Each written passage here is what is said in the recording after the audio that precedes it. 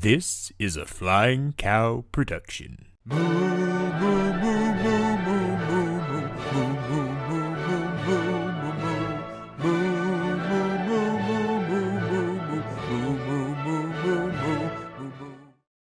Well, hello and welcome back to the Academy. We are here, of course, talking about the films of 1930, Group 2. That's right. I, of course, am the Flying Cow himself, Clay Johnson. And here with me today, as always for this show, are my co-hosts, the Teddy Award nominee, the Chartmaster herself, Hannah Kiefer, as well as the Teddy Award winner, the good boy, Lord Jack Allison. How are you guys today? Hi. Yeah, I was about to say, are you guys going to talk to me? Yeah, I guess so. podcast? I guess first things first. Disclaimer. See this? It's a bottle of pills. Now, Oh, okay. This is legit. I was prescribed this yesterday, so this is my first time actually taking this today. So again, I'm not going to say what it is because that's weird. But let's just say today's going to be fun. Cool. I'm excited. All right. Well, tell you what, Jack, I'm gonna join you. We'll see how that goes. Right on. Okay. I mean, it's like a mini dose. It's Take another one. It'll be no. I don't think you want me to do that. Come on. You know what we're talking about today. Maybe for the award show. We'll see. If you take another one, I'll wait till I'll see what movie we're talking about. Then I'm like, oh, okay, I know what that is. Yeah, maybe. All right. So, like I said, we are, of course, the Academy, the show where we talk about films from a specific year and decide what we believe should have been the best picture for that particular year. We are once again talking about the films of 1930. We started off last month with our first group of films that, of course, included All Quiet on the Western Front, the Ernst Lubitsch film Monte Carlo, the Marlene Dietrich vehicle Morocco, the John Wayne film The Big Trail, and the French expressionism film absurdist. What was the term there? Potato. Let's call the whole thing. Film L'Age d'Or. But today, we are going to be talking about some different films. Obviously, we are going to be talking about the Marx Brothers film Animal Crackers, the play adaptation of the same name, Anna Christie, the a Ukrainian, I believe, silent film Earth, the Unholy Three, which was the first and only talking picture from Lon Chaney, and the film from this list that was nominated for Best Picture at the Academy Awards, the Divorcee, Norma Shearer vehicle. So let's go ahead and let us start this off. I will say I'm realizing right now that we haven't decided who's going to be introducing these films, with the exception of the last one. But I'll say that I'll start the first one, and then Hannah, you want to handle the next one?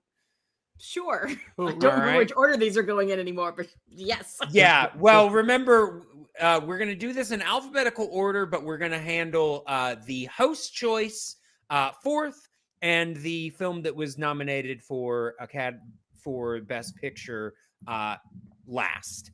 So we are going to be starting things off with a film that was actually one of the few that I had heard of when getting ready, when putting this list together.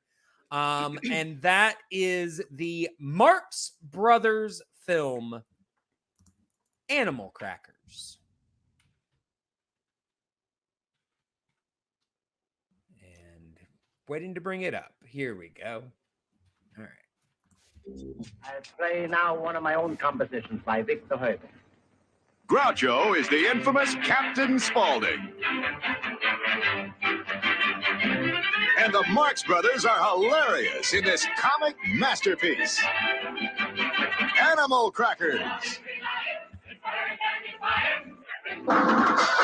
All right. I will say the trailers for this episode are going to be rather interesting because trailers for this era are hard to find, but I was actually able to find a few of the last one. This time, all I could find was clips. This was the closest thing I could find to a trailer, and obviously, it was from a much later release.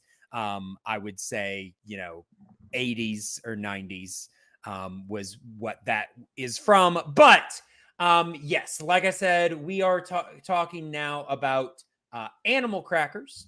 And it was a Marx Brothers film from 1930, of course. And let's see. Sorry, I did not pull up this information.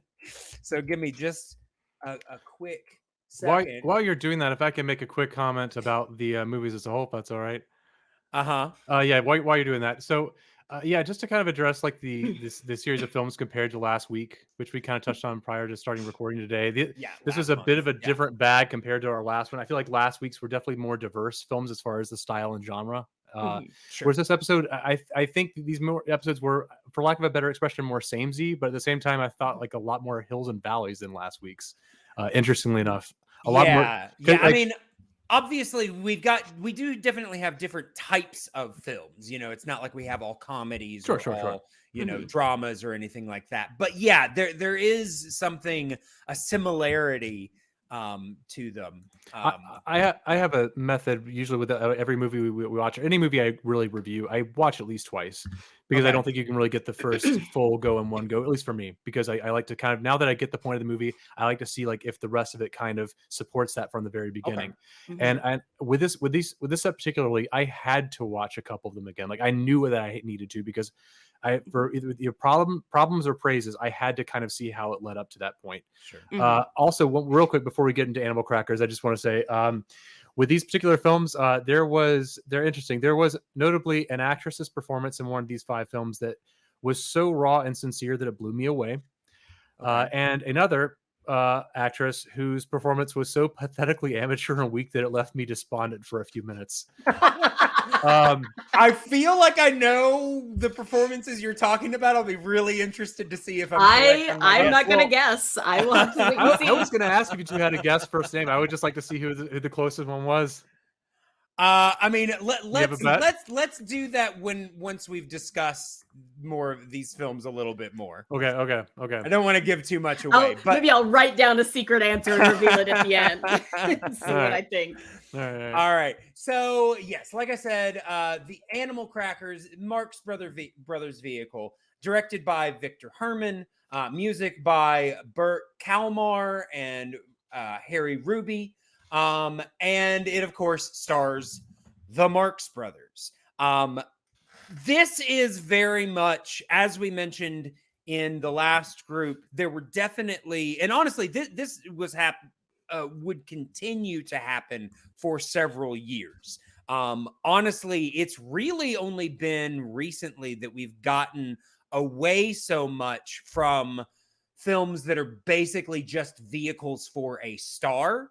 Mainly because there just really aren't big movie stars anymore. Not to say that there aren't people that people enjoy, but there really isn't anybody that if you say, oh, I'm going to see the next big so-and-so movie, that people are just going to rush out to see it because that person is in it. Usually it's more IP or something that brings people in now. It's more about plot and characters and things like that than it is movie stars. But especially during the 30s, there were definitely personalities and types and groups and characters that if you said they're doing this, you went to see them.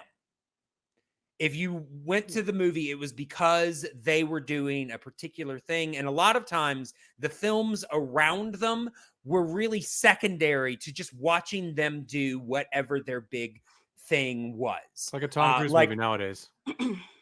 No, honestly, people go to see Tom Cruise because he's doing Mission Impossible or because he's doing Top Gun. If he starred in some film that nobody had any idea of, they might not see it. I mean, we've seen that. We've seen films that Tom Cruise has starred in that got nothing. So, honestly, I was thinking more like Fred Astaire and Ginger Rogers, were people like this because people went to see Fred Astaire and Ginger Rogers movies because they wanted to see them dance. They didn't really care about the plot of Top Hat. They didn't really care about what actually was going on. Not to say that those things might not be fun or things like that, but they went basically to see those performers do their shtick. And that is very much the thing that you are getting from the Marx Brothers. And, they made a handful of well, actually not a handful. They actually made a few films. They made quite a few films during, the 30s and think they were still doing stuff in the early 40s as well.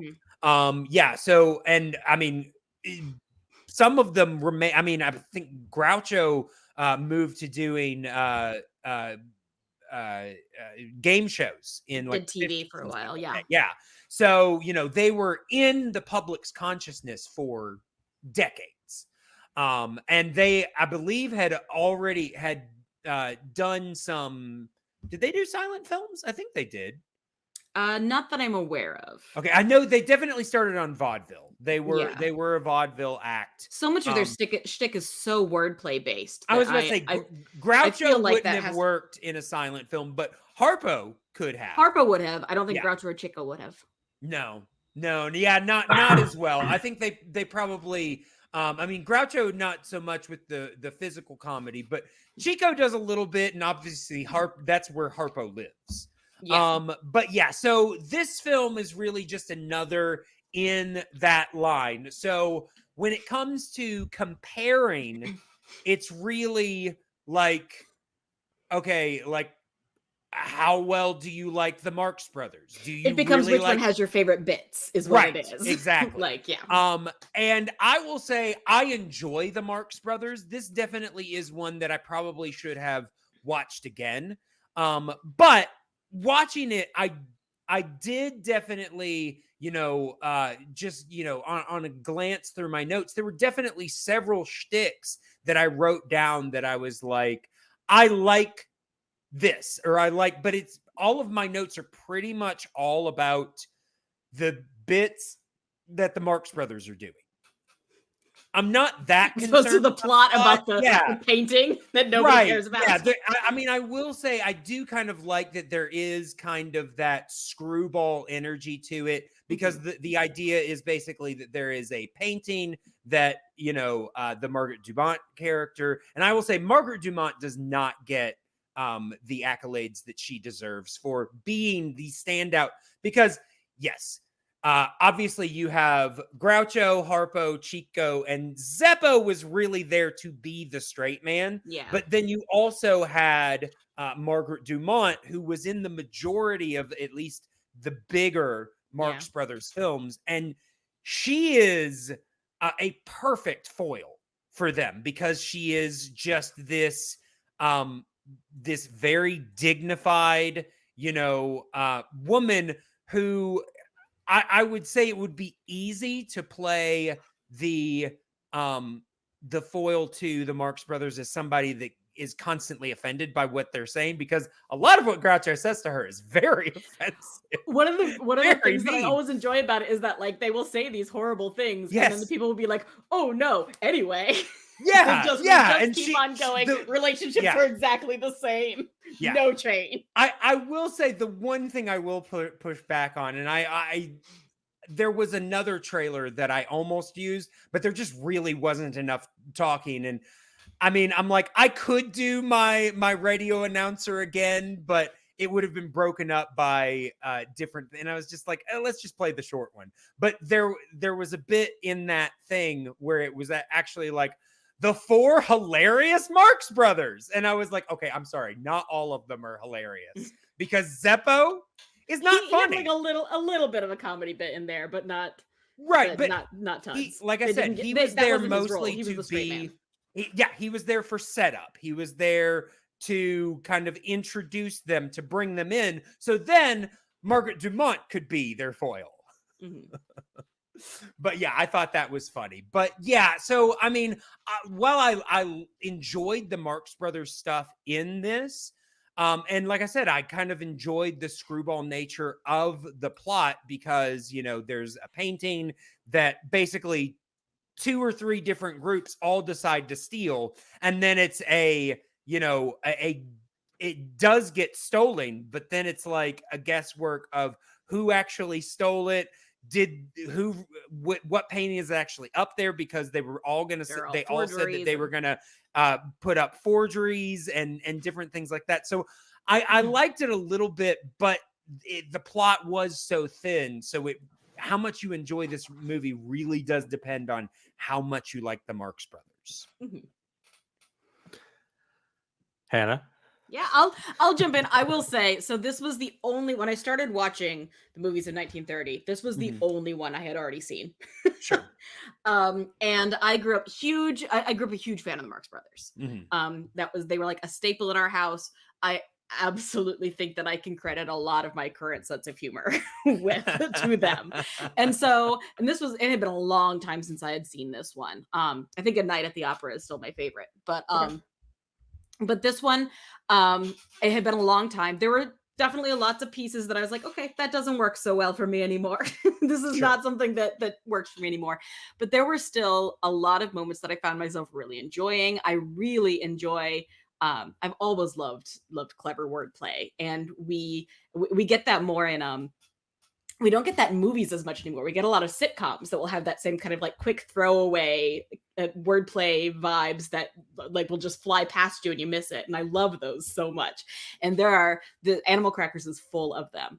I also found myself, to my surprise, a lot more not drawn into the story of the plot surrounding them, but I found myself like really enjoying the performance of the daughter who was in love with the artist, who's just like she's like, she knows what movie she's in. Yeah, she's having so much fun. And so I had so much fun watching her interact with things around it. I was like, I'm rooting for you. So there was, with any Marx Brothers movie, just about, it really comes down to, you remember which are your favorite bits. And you're like, I remember this.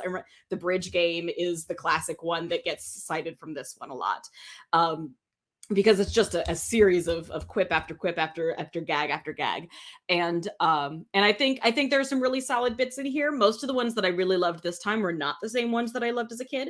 But there were still enough that I had a good time with it. I will say this ended up at my as my number 1, but I think any of the ones in my top 3 all had things that I really loved and things that didn't work as well, and could all be easily shifted around pretty well.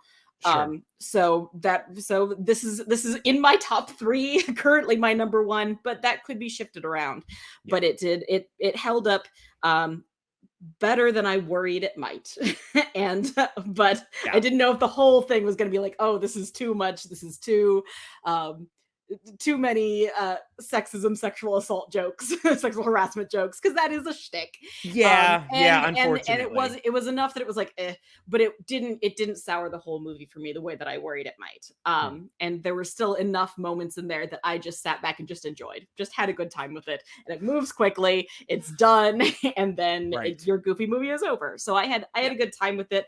I think Marx Brothers is absolutely, I think you're right, that like this, like most Marx Brothers movies, is if this is your style of humor, it's gonna work, and if it's not, it is not. And there might be things that they do better or less well, in different films, but I think this is a pretty solid representation of what they did, and a pretty pretty good indicator of whether this is going to be something that somebody likes or not. Right. Okay. So honestly, this is like one of those moments where I'm not sure if I'm like happy or I'm sad, relieved, whatever, that podcast audience listeners don't typically comment on videos and podcasts, because for all I know, I may have some support or just people rallying to crucify me after this. I don't know. I didn't like this movie very much. Actually, let me circle back. Forget I said that. This is actually the first Marx Brothers movie I ever saw. Not for this list, ever. I was when I was in, I think, middle school or high school. I played a Groucho Marx-esque role, and I wanted to kind of figure out what the mannerisms. And so I started. What am I playing? Yeah, right. So I stole a copy of Animal Crackers from my local library. Okay. And I watched it. I honestly just picked that up from this viewing just because I was like, I remember that line, the polar bear one. That's the biggest one. Sure. So yeah, this movie, I wasn't crazy about it. I'll go again, more prefacing. I don't think I dislike the Marx Brothers. I think they just got more refined as they went along. I think like Duck Soup, I think, is maybe the only other Marx Brothers movie that I saw, and I think it's a lot more refined than this as far as some of the executions, and I'll get to that in a second. But with this movie, I felt like because it was I think it was like based on like some kind of musical or play prior to it had that. Well, either way, no matter what, I'll say that it reads to me like the Marx Brothers decided to greenlight a unexemplary play or musical and decided to then throw their comedic aspects into it to punch it up. Sure. The storyline itself just isn't really, I didn't really feel engaged by it or invested in the characters or the sequences of events. The idea that like you have like these two artists, like these people who just happen to be at the same place, who happen to make copies of this painting we years both ago. happen to have a copy of this painting on hand. In Right. Yeah. And I can with like a screwball comedy, you can kind of accept that, but I think the problem with that sort of aspect is you don't see them taking much advantage of it story wise. You have the mix ups, but I don't think it had a whole lot of stakes that you felt were ingrained into all that. Yeah. I think a lot of it, again, it felt like the story was more, and I don't think this is necessarily a bad or a good thing. The story itself felt more like a springboard for the comedy and the one-liner jokes that were divorced from all that. Absolutely. I like a lot. That is pretty common, aside from Duck Soup, which is like more of a streamline that like the comedy is integrated into the story. That is real typical. A lot of theirs is like that, is that we have this story and then like we have this interrupted by these weird little comedic bits. Sure. And so that is absolutely a thing that makes sense to be like, these did not feel like they meshed, because they don't. Right. I will say, Jack, it was based on a Broadway musical of the same name, but done by the Marx Brothers. They did this on stage. Oh, so like they actually originally created the original? Yeah. Oh, this was theirs. Okay. Yeah. I'm trying to think where I was going previously. I like the quick line delivery too, Hannah. I like the quick jokes, the rapid fire sort of thing, the wordplay that you were referring to. Yeah. I think my only issue with it in this movie, again, compared to my vague memory of Duck Soup, is that I felt like with a lot of these, especially with Groucho, the way he delivers, and maybe it's like an acting thing, I guess. I don't know. The way he delivers a lot of the punchlines, it felt like it was scripted. The way that I think that would have landed better with me would have been more if it seemed if he acted more reactionary to the lines that set it up, rather than almost like it was cue for him to go like a one. His delivery is so dry. Yeah, he really doesn't say it like he's saying a big punchline. It feels prepared. He says it just like he says everything else. Blah, blah, blah, punchline. It feels like it was like prepared before the prompt was even given, I guess, was why a lot of the jokes, while I appreciate the crafting of it, I felt the execution kind of fell flat for me. It's a very presentational style. Like I think it absolutely comes from their vaudeville background, where it's like, hey, here's this setup, here's the punchline, and that's very much the vibe that they carry through, which absolutely can fall extremely flat if you're like, this is just not landing. Yeah, I will give some praise, because again, this wasn't a completely imperfect movie to me. There were parts about a lot that I liked, and I see why it has the acclaim that it does. I do like a lot of how they played with a musical aspect of this to work with a comedy. That I will give it credit for. How I said how the story felt more in support of the comedy. I felt like the musical elements and the comedy worked together very well. You have. and there's diversity with the musical aspects too. Like, one of my favorite bits is in the beginning when they keep reprising the Captain him. Spaulding, and then like he Oh, starts and yeah. then there's nothing. That was like a great joke. I like that. But on the flip side, I also like when you see them like demonstrating the straight up instrumental work towards like the end of the movie at the party. I'm like, that's like, it's just nice. Like, it's like almost like a breath. Right. Well, I mean, we see Harpo play the harp. A lot of people don't know. Number one, that's where he gets his name, because he actually knows how to play the harp. Yeah. Honestly, they were very accomplished musicians, and not in all of their films, but I always enjoyed whenever they would get a chance. And even Chico playing the piano, like I always loved his sequences where he's like playing with it. It's a very playful way of messing with it. One of my own compositions by Victor Herbert. Yeah, and so it always sounds good, but it's so much fun to watch them kind of play around with the music, and then you get these beautiful harp sequences, which are just like really gorgeous. Yeah. No, and again, it provides like a nice breath. Yeah. After you've been through so much rapid fire of the comedic aspect. I mean, again, you have some breaks when you go like to supporting characters like the artist and his and the daughter. The one player, I guess, who I had the hardest time as far as buying the comedy of was, I guess, Harpo, and that might be, I don't know if that's a hot take or I don't know if it's a popular opinion. I think when you have like the introduction, that even the first introduction with him, the professor, he disrobes and then he pulls out a gun and starts firing at people randomly. And then like he shoots one of the birds till it's dead, and then like he chases after a woman.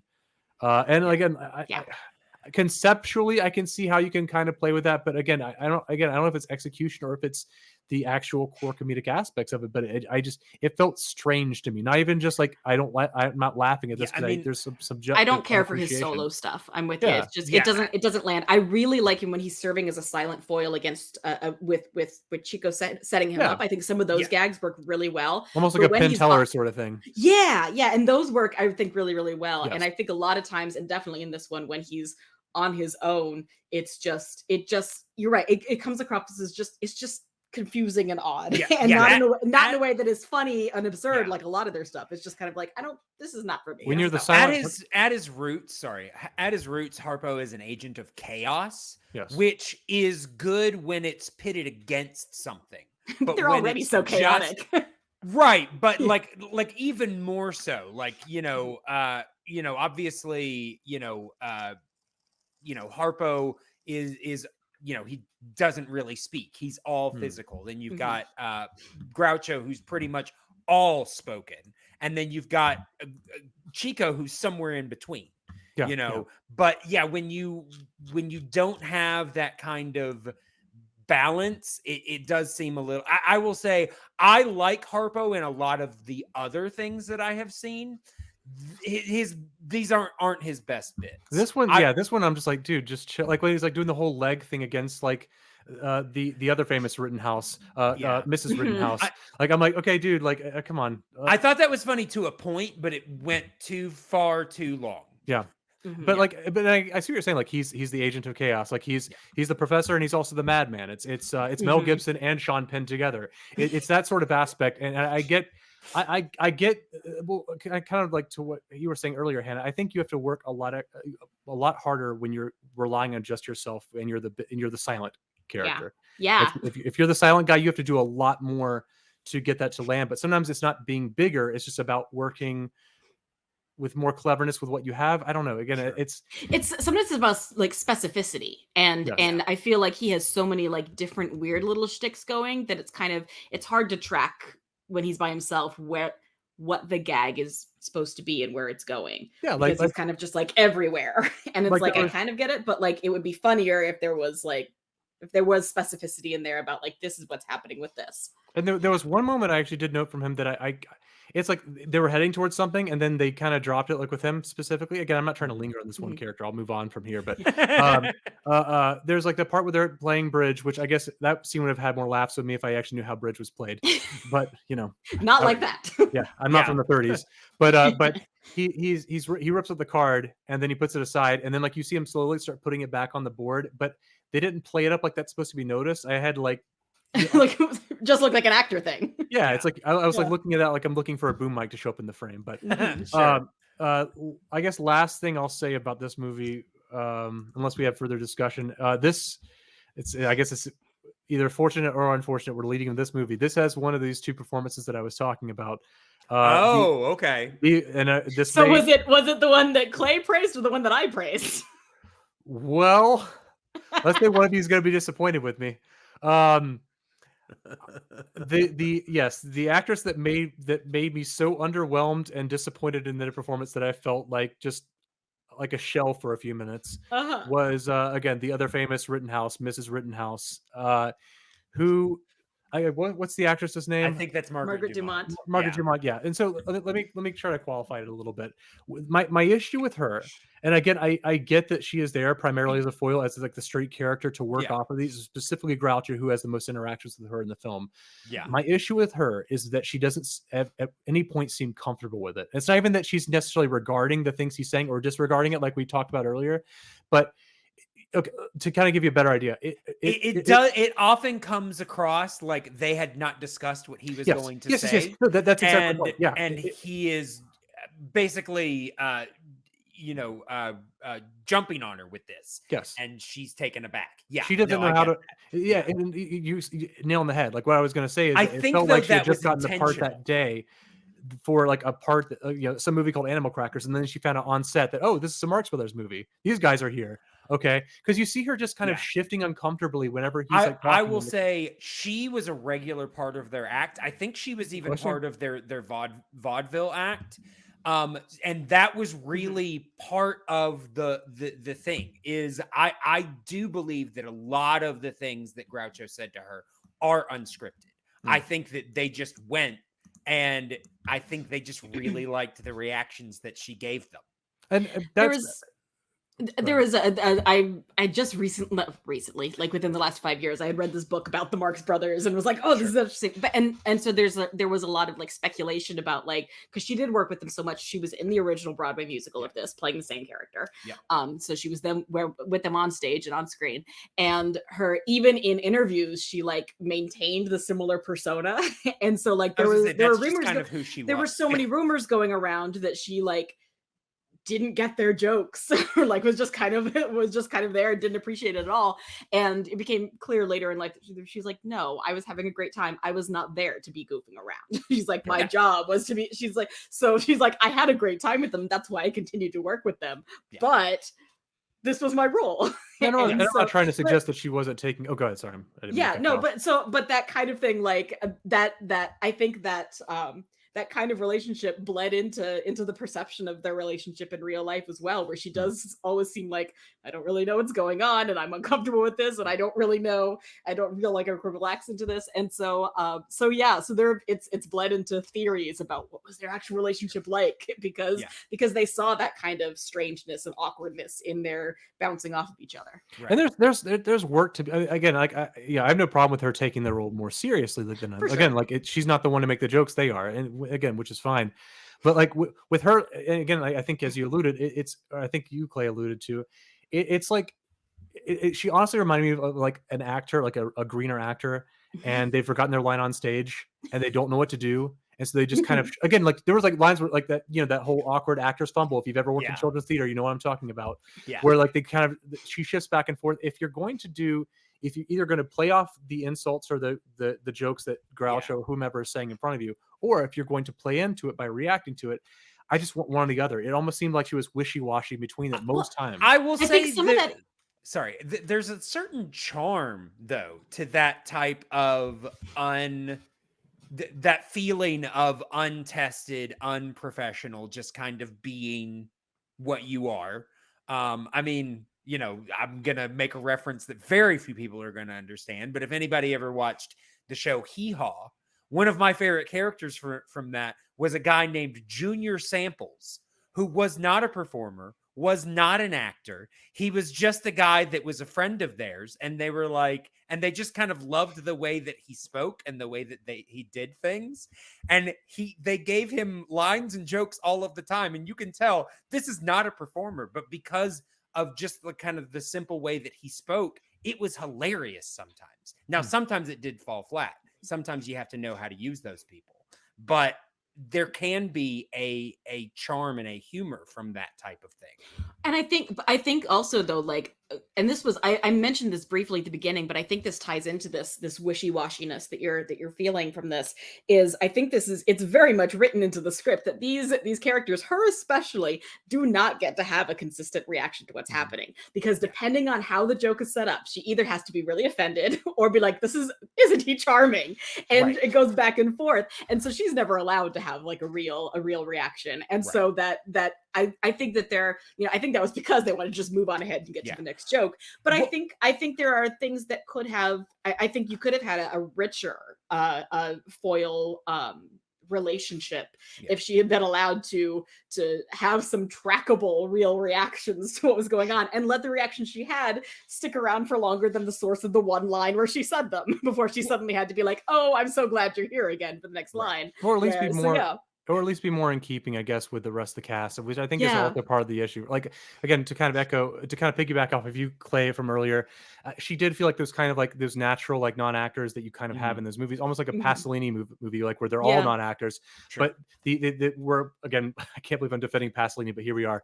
where Pasolini works, and I think like performances like hers is that you have uniformity and solidarity when those casts. She is a unicorn there. Yeah, whereas you have like the supporting characters, the non-comedic actors who are very theatrical, as you typically are in the 30s, but they're again, like I said, it feels like a uniformity with it, whereas hers feels like something is just it feels like she's almost kind of her own island.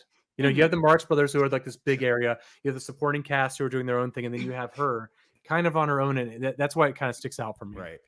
I will say something that we haven't really mentioned is that pretty much every Marx Brothers film had, to some level, commentaries on class structure.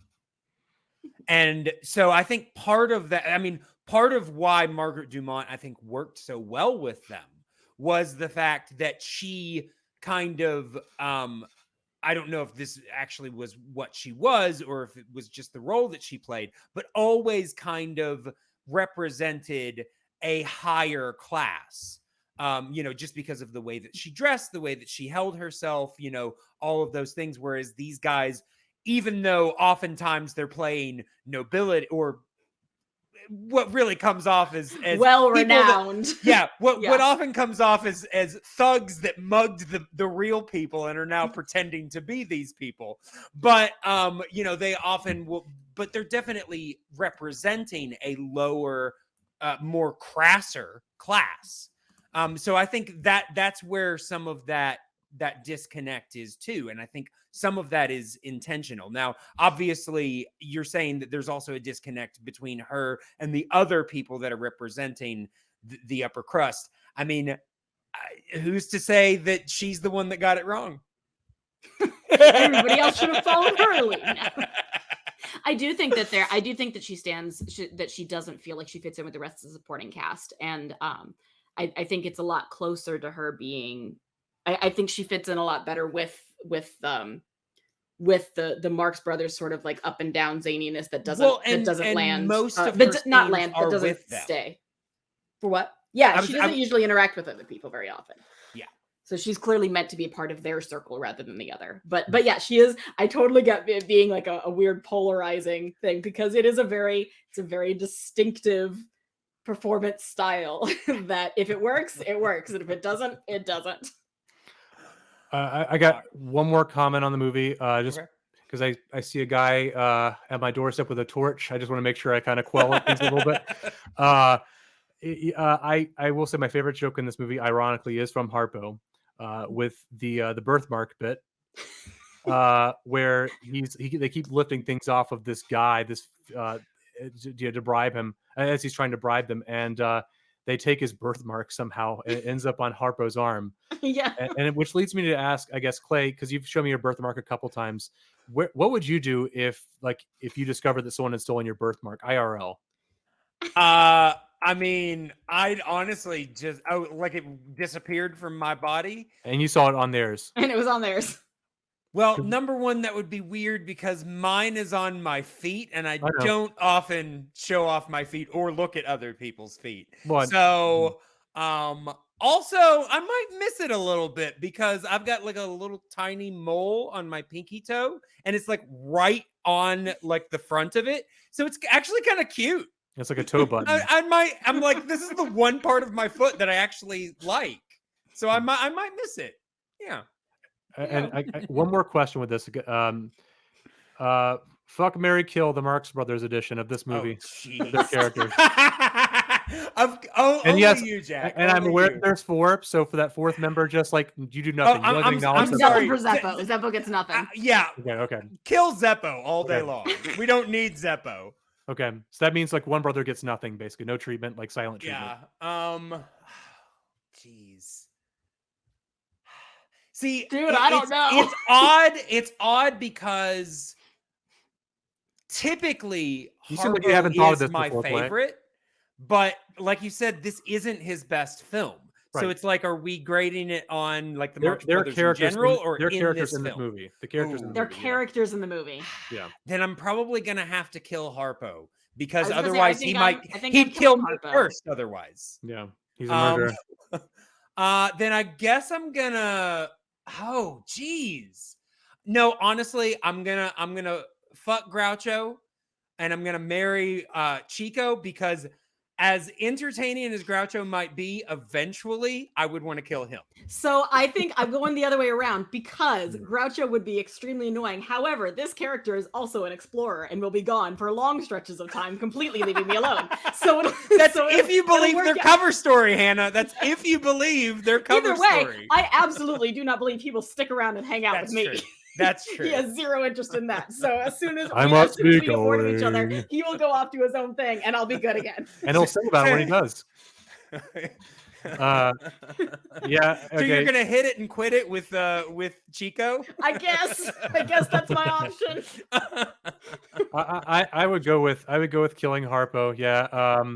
Zeppo, don't acknowledge them. They don't exist. I would marry Zeppo, and I would fuck Groucho because I like when people talk a lot when I'm having sex with them. I was like, okay, so between Groucho and Chico, I was like, well, piano playing is kind of hot, so we'll go with that. Yeah. Yeah. Plus, All it'd be I kind of would cool to go see like with what that. like one-liners they pull out while they're in bed with me. It's like, Yeah. okay. Yeah. All right. Gosh. All right. So Speaking of that- obviously we had very interesting. I will say, just for context, my first Marx Brothers movies that I saw was Duck Soup. I've only seen 3. I've also seen Night at the Opera and this one.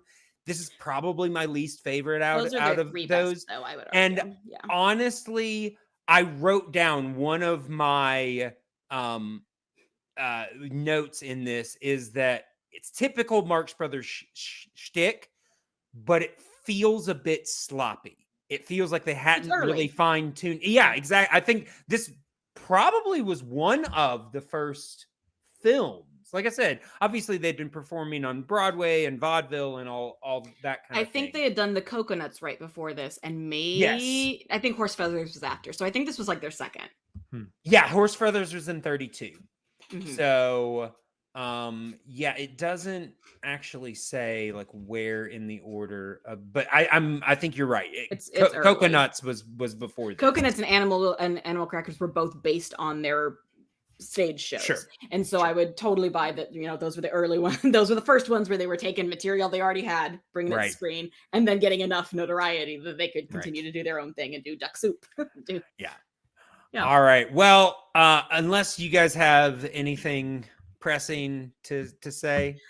I just want to add, like, I think Jack is worried about getting pushback from people, but dude, you forgot how much how much I tore into Pulp Fiction. Like, if nobody murdered me for being on a woman on the internet who hated Pulp Fiction, I think you will be safe. Yeah, but here's the For thing. going This is after Animal 1930. Crackers. The Marx Brothers are only are some of the only people that most people will know about that we're covering. So like that's my go You're this like, this time. is the only thing you liked. Right.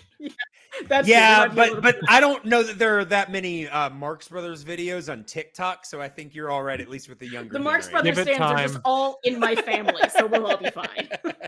Give it time. One of my I'm sure younger we'll get some brothers biopic. had a Marx Brothers themed birthday party once where they just watched one of the Wow. movies and was like, "This is what I want to do." Invited his All friends right, well, over, there and they you all go. got into it. Well, like I said, there you go. I met them, like, I discovered them, like, playing a Groucho-like character, so I Yeah. guess it's not Yeah. impossible. Yeah. But anyway, if I'm not here for Anyway. episode 3, you know why. Yeah. All right. Well, we've been talking about this one movie for 45 minutes. Or, I mean, And we have probably a 4 little more that less we than all that because we had the disagree intro, on, but so. still, yeah. Yeah. All right. So then let us go ahead and let us move into the next film. Hannah, do you know what that next film is? Yes, Just want to make it sure. is. It is Awesome. Anna Christie. Yes, yes. So real yeah. quick, we are, like I said, like Hannah said, the next film is the 1930 Greta Garbo film by the title of Anna Christie. And why can I not find this trailer? I can see all of the others. Where is this trailer? Oh, there it is. Okay, sorry. Here we go.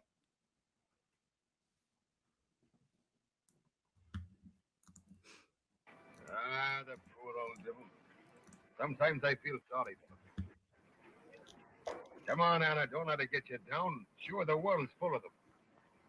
I know it is a sad sight for a decent young girl the like of yourself, darling. Say, what would you say, Ma, if I told you that? Say what, me darling. Tell me what.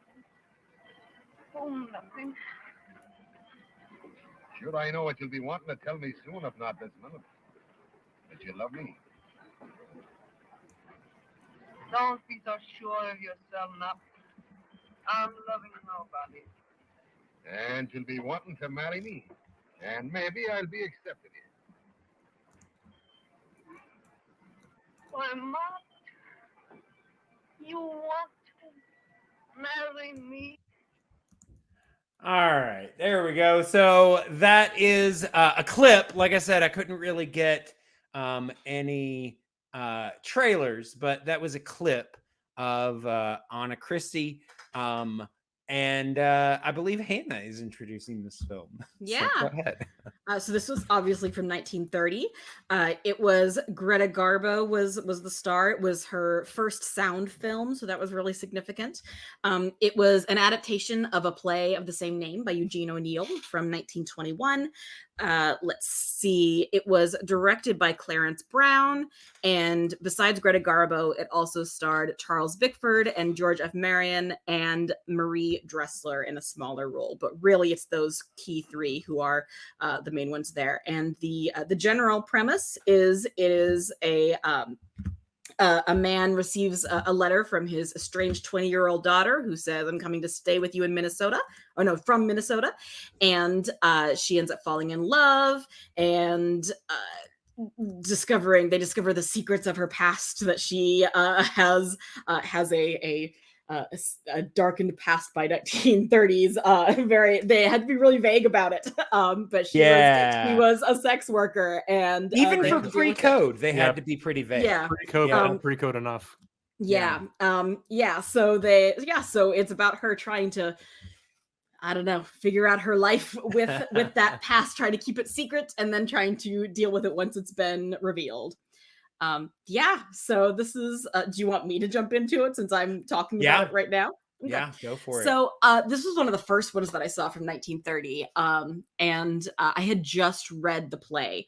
And in my head, I apparently had completely disregarded the ending of the play and thought it had a different ending. So I watched this movie and was like, that's so weird that they I'm going to changed say the right ending. now, Hannah, it should have a different ending. And then I was like, it turns out, oh, nope, that's what it was. Mhm. It's an interesting one. I found it when Jack was talking about these being all kind of samey, and I think in a sense that they're all they all feel more like what I would have expected a 1930 movie to be. They're a lot more, they're more straightforward, aside from Earth, which is a little bit more daring in its experimentalism. But a lot of these are very straightforward stories. It's a straightforward melodrama about this character. It is, I really sympathize with her character. I think I really like Greta Garbo in this. I think Mhm. she plays the right combination of like reserved and hopeful. Like she feels like somebody who has been through a lot and is Mhm. kind of hoping that she'll get something better and that maybe her life is on the upward track. And so you really root for her. And so when things fall apart because the people in her life are horrible people, and have and have the standards that were attached to the time, it's really heartbreaking for me. Like I really worry about it. The ending doesn't work for me. It feels it's kind of a tacked on happy ending that doesn't feel like it makes sense. I don't buy it. I don't buy it. And I'm rooting for her so hard at that point that I'm like, no, this makes me really upset. Kind of the same. It reminds me a little bit of a slightly later, but it reminds me of Pygmalion, which was rewritten to add this happy ending where, oh, they get together now. Yeah. But that's not a happy ending for them because they were not a good pair. They were not a good couple. And so especially in my not heart, for I'm always Eliza. like, Jeez. yeah, but it's a similar thing here. Like and Anna gets even less agency. Anna doesn't even have a chance to go away and do her own thing. Agreed. And so it's just the happy ending that they think they're giving us is really heartbreaking. And very it worked for me as making it a sadder film that I like it once I could see it as like this is not a happy ending. This is devastating. that this is the best that she's going to end up with. I ended up really liking that. It took a long time for it to sit with me. But I think really viewing it as that ending as being sort of a faux happy ending where it's like, this is clearly not going to work out. We you could pretend that it's going to, but it's not going to. And that's kind of, I liked leaving it at that with the sort of devastating thing that they're not going to acknowledge, that I'm just going to be like, nope, that's really sad and awful. But I think the story itself is told well. I think the dialogue is pretty good. I think Garbo, again, I think does a really good job. I like the guy who plays her father. I think he does a really good job as well. Her lover is absolutely nondescript. Yeah. but yeah, so there's it's definitely not, it was not a fun film or an easy film, but I found a way to settle into it at the end where I was like, I get this, and I think I can appreciate that. So it's like it's lower on my list. It's like fourth, but of the top four, I still really liked all four of those movies. And this one a little bit lower down because I think I do have to bring my own interpretation of the ending rather than settle with the one that they gave me. But when I do that, when I say nope, you don't get to tell me how this story makes me feel, then I'm like, no, now I can appreciate it as just this devastating story about how few options this poor woman has. This was one of those movies I had to watch again a second time because the first time I watched it, I was bored to tears. Fair. And again, it's not to say that. So I watched it again, and the second viewing was better, knowing where it was going, knowing what they were doing with it. I told you guys this before, like a couple days ago. I had to find a subtitled copy of this because it was just the actual audio quality of the copy that I had. Sure. But it was so difficult to understand what they were saying most of the time. And again, the copy that I had like the Russian alphabet for like its title. So I'm like, okay, God, like it took me like 5 minutes before I was like, oh wait, no, this isn't English. I just didn't. Like, am I watching the German language version? No. Yeah. Because you come in and it's like, the father and the drunk woman, and it's just the entire time it's drunk and strong Swedish accent. That's the thing. From him, not from her. I've seen plenty of Swedish films, plenty of Swedish actors. I guess I just didn't have as much familiarity as I thought with like Swedish accents, because at least speaking English, because the entire like for my first go, I thought they were all speaking Irish, and then he makes fun of the Irish pirate that she dates in the movie. You're like, hold on. Yeah. So yeah, that really threw me off. But yeah, I had to look up like what accent is that? But yeah, it turns out it's Swedish. I didn't pick that up. But I think the acting overall was solid to me. I don't deny that, and I see why it was such a big deal with her, especially seeing as this was her first talkie. Yeah, the angry pirate that she falls in love with like sucked. He was like just. He was just, I did not like that guy, and I hate that relationship. And hate it. And the thing with it is that it bothers me a little bit so much. Kind of with the actual fundamentals of that relationship and the toxicity of it. Yeah. There's another movie coming up on our list where it's somewhat similar, where in both cases it's like the movie. It's not like it's a 1930s thing where it's like, oh, it's just like bad gender norms in terms of relationships back then. No, it's like it feels like the movie, and same with the other one coming up, is going out of its way to make us dislike this person and show to us that this is a bad person, that there's no way that they should be forgiving of this person, but then they do. And then And they you do, don't- and it's and you like, don't know oh, this why. sucks. And you could argue That that shouldn't happen. she's had a fucked up life, and there's like a lot the trauma that she's harboring with that, but there's not like a semblance of something. It's not even like so much like, all he does is like talk about how pretty she is and about how he loves her and wants to marry her, but he doesn't actually like have a every time they're actually like interacting or conversing, he's just doing some dude bro Chad shit, like trying to like knock those fucking two women in the bed off but I didn't know that was a thing. The whole pre-dunk tank, apparently. That was fucked up. I don't know what that was about. I mean, like I said, despite my opening with this, I liked the movie overall. Like I said, I thought it was boring the first time, but I understood the appeal. They're adapting a play, and it's very much that kind of movie, similar to like The Whale, where you can tell from the dialogue and the staging and the blocking and the sets that this is written to be on stage primarily, and I'm cool with that. But yeah, the dialogue was kind of what kept me going. And I was really hooked with it, I guess. I liked a lot of the cinematography, despite its, how limited it kind of was. Her first initial shot of her coming into the bar is great. When it opens the door and she reveals her, I'm like, that's boom. That's like some Harry Lime shit, man. I dig it. And then I guess my standout performance, maybe surprise or not, wasn't Garbo. It was, again, I should look her name up. The actress who played the drunk woman, Marie Dressler. Yes, Yeah. I was gonna shout her out because she actually is pretty decent in this movie, and also like this was basically her bread and butter type of role.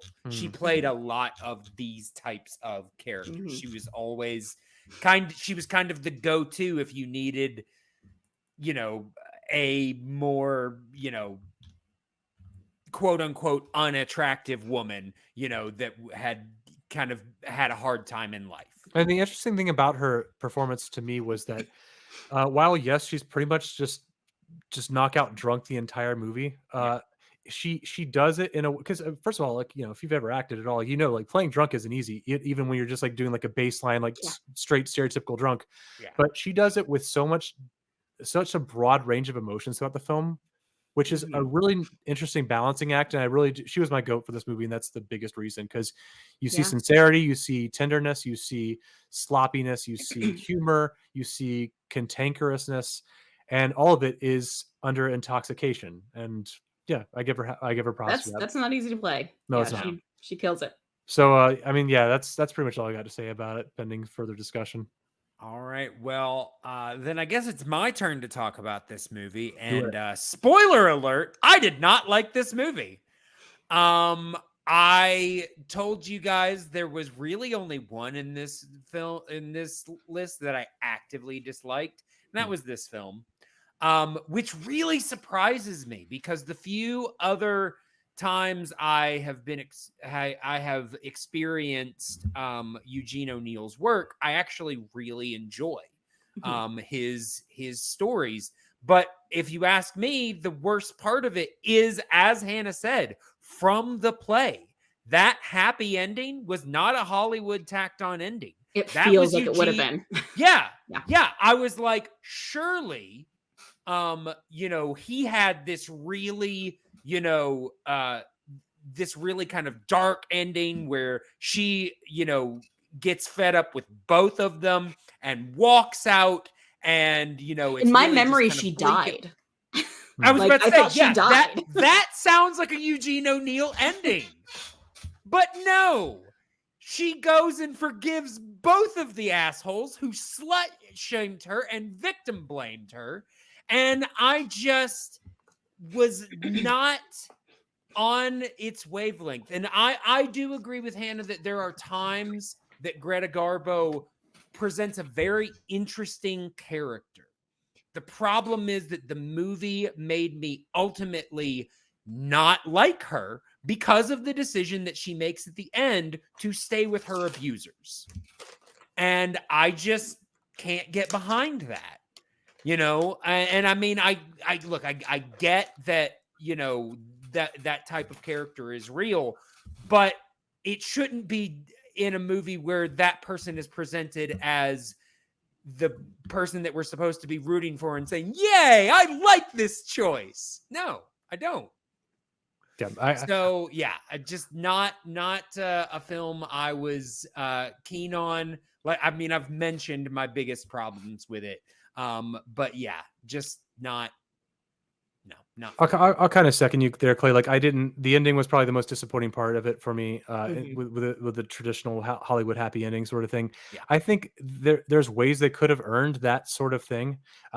But my issue with it more specifically is that it didn't feel resolved. Not so much the way they did it, but because like it ends with like an immediate reconciliation kind of between the dad and the angry pirate. And then she's just kind of like, okay, yeah, I'm just gonna flip and then come back to you guys, and I'm just going to forgive you for the horrible things that you both said to me. And this is all before they go to like a committed trip like around like the Horn of Africa. And it's like, if there had been like enough kind of hints at that kind of reconciliation leading up to that point, then maybe I'd buy it. But it's more so just like the dad and the pirate shaking hands, and he's not an actual pirate. He just talks like one. I should clarify if you haven't seen the movie. I was going to say he is a seaman. Yeah, exactly. That's the word for it. You said seaman. Yeah. It's kind of like, honestly, his voice reminded me of the villain from the Wagon Trail movie we watched last time. Why am I blanking the name? Yeah, Big Trail. From Big Trail. Yeah. Almost there. Wagon Trail. But their voices sounded very similar. So again, like, it's all so grating too that it's even harder just from that alone to like him. But yeah, that quick reconciliation, it just didn't feel like they led up to that enough. It wasn't built up. I can take a happy ending. It wasn't earned, and it was not deserved. It really feels like that Pygmalion ending, where like there was a clear ending for the story, and then they're like, you have to add ending. So he just like has her show back up, and there's no explanation for it. There's no resolution. It's just like, she's back, happy ending. This is how it goes now. And I, and we're supposed to be on board with that. And I'm like, obviously I'm not. This is going to be a miserable time for her. No. I mean, I will say, at least they're going to be gone for a while, but I wonder in the Eugene O'Neil version if it was the same ending, but it was more with a tone of resignation from her as a woman during this time. This is really the best I can get, and that kind of sucks. So okay, so because that sounds more like a Eugene O'Neil ending to me. If you're gonna do the happy ending, it should seem like a bleak happy ending. So here's the thing that it made me think of during this conversation, because I just I watched last year, I think I watched The Piano for the first time, and then just listened to the Unspooled episode about it recently, where they were discussing it. Did you like the movie? I'm sorry? Did you like the movie? I was confused by the movie. Okay. Because it has a similar thing going on here. But it's clearly where spoilers for The Piano, I guess. For this movie from 30 years ago. But where at the end she is essentially treated as an object by these two men, and then at the end she chooses to end up with one of them and seems happier. And it's set up, it's written and directed by a woman. It's very clearly like going for like it's clearly intended to be a feminist piece, and it's viewed by a lot as a feminist piece. And I had so much trouble wrapping my head around that and processing it. And they dug into that more in the Unspooled episode, so it kind of worked a little bit more. And I was like, okay, I can kind of get on board with this. But it had a similar vibe where I was like, it feels like this is like we're supposed to be cheering for her at this point, and I can't. And I'm not like mad at her for the decision she made. I think she made the only decision she could have made, really. But I wish that. Okay, yeah, I was about to say my problem with it in this is like I said, I wish it had been pitched. Like, I hope the Eugene O'Neil one was that it was pitched as, I'm choosing this because I have no better alternatives, rather than, you know what? You guys are right. Please take me back. I mean, yeah, and I don't know. And so that was just what kind of came to mind as I'm kind of wrapping my head around a new understanding of The Piano. I'm thinking about that in terms of this, in terms of like, what does it of can you, I don't know, like that she does make a decision. It's not a decision that I think will bring her any kind of joy. No. It's not something that I think will work out well for her. But yeah, I don't know. That was just the thoughts that I had as we were talking about this. I don't have a pithy resolution to that thought. No, but like to take what you two are suggesting a step further, like again, they're close to a good resolution with this. Again, if they go with the idea that like, yeah, you're establishing that this is her best option for like, as opposed to being on the streets and potentially where she really was haunted by before. But if you could get her to a point where you feel like you end the movie feeling like she has become strong enough from her experiences, even though that she's being with like two people who have treated her horribly, she's going to be able to handle it a lot better. She has the strength. And again, you have hints at that, like in the movie where you can work with that, like when she pushes the guy back and he hits his head on the raft, but it doesn't feel like that's a moment that's supporting this. It's like, okay, well, if I leave feeling like Anna is going to be at least okay, she'll be able to make this and she's cope, but also stand up for herself. Well, and honestly, there's something to be said about the fact that she's going to be married to and the daughter of somebody who is gone a lot of the time. Like you could absolutely pitch it as like, you know what, she's going to be able to live a stable, comfortable, independent life most of the time, and only has to put up with this. That is maybe a better option for her. That is something where she can find things that bring her happiness most of the time in exchange for a horrible relationship some of the time, or a fake happy one some of the time.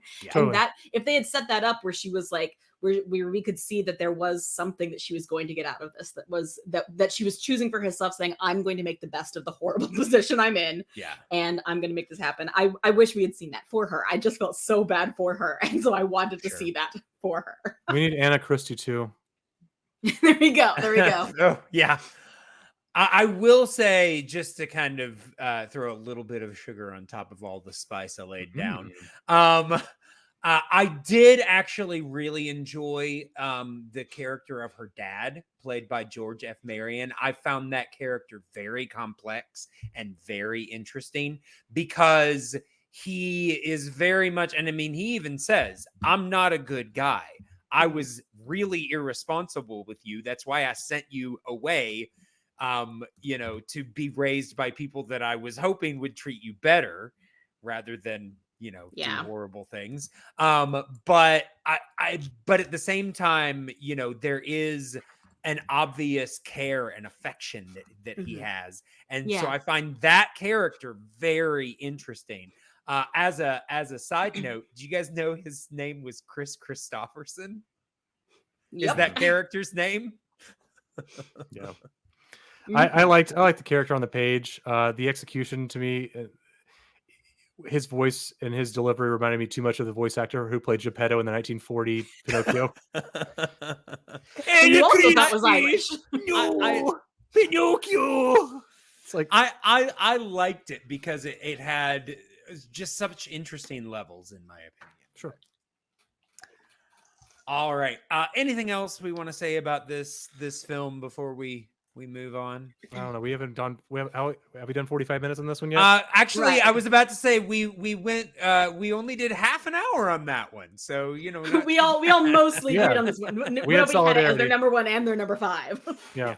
We're all pretty in agreement. The rest of these, Yeah. All right, then let us go ahead and move on to the next film. It is obviously another film from 1930. Surprise, surprise. But yeah, it's a film from 1930. It is a silent film from the Ukraine. Yes, that is correct. From the Ukraine, and it is called Earth. And I will say I do not have a clip or a trailer or anything from this because the only things I could find were the whole movie. Well, we're going to be playing that now. So no, thank you. I'm good. But yeah, so I'm just going to go ahead and break it down. Just pretend that there were a bunch of images of angry people and violence and then drinking and things like that.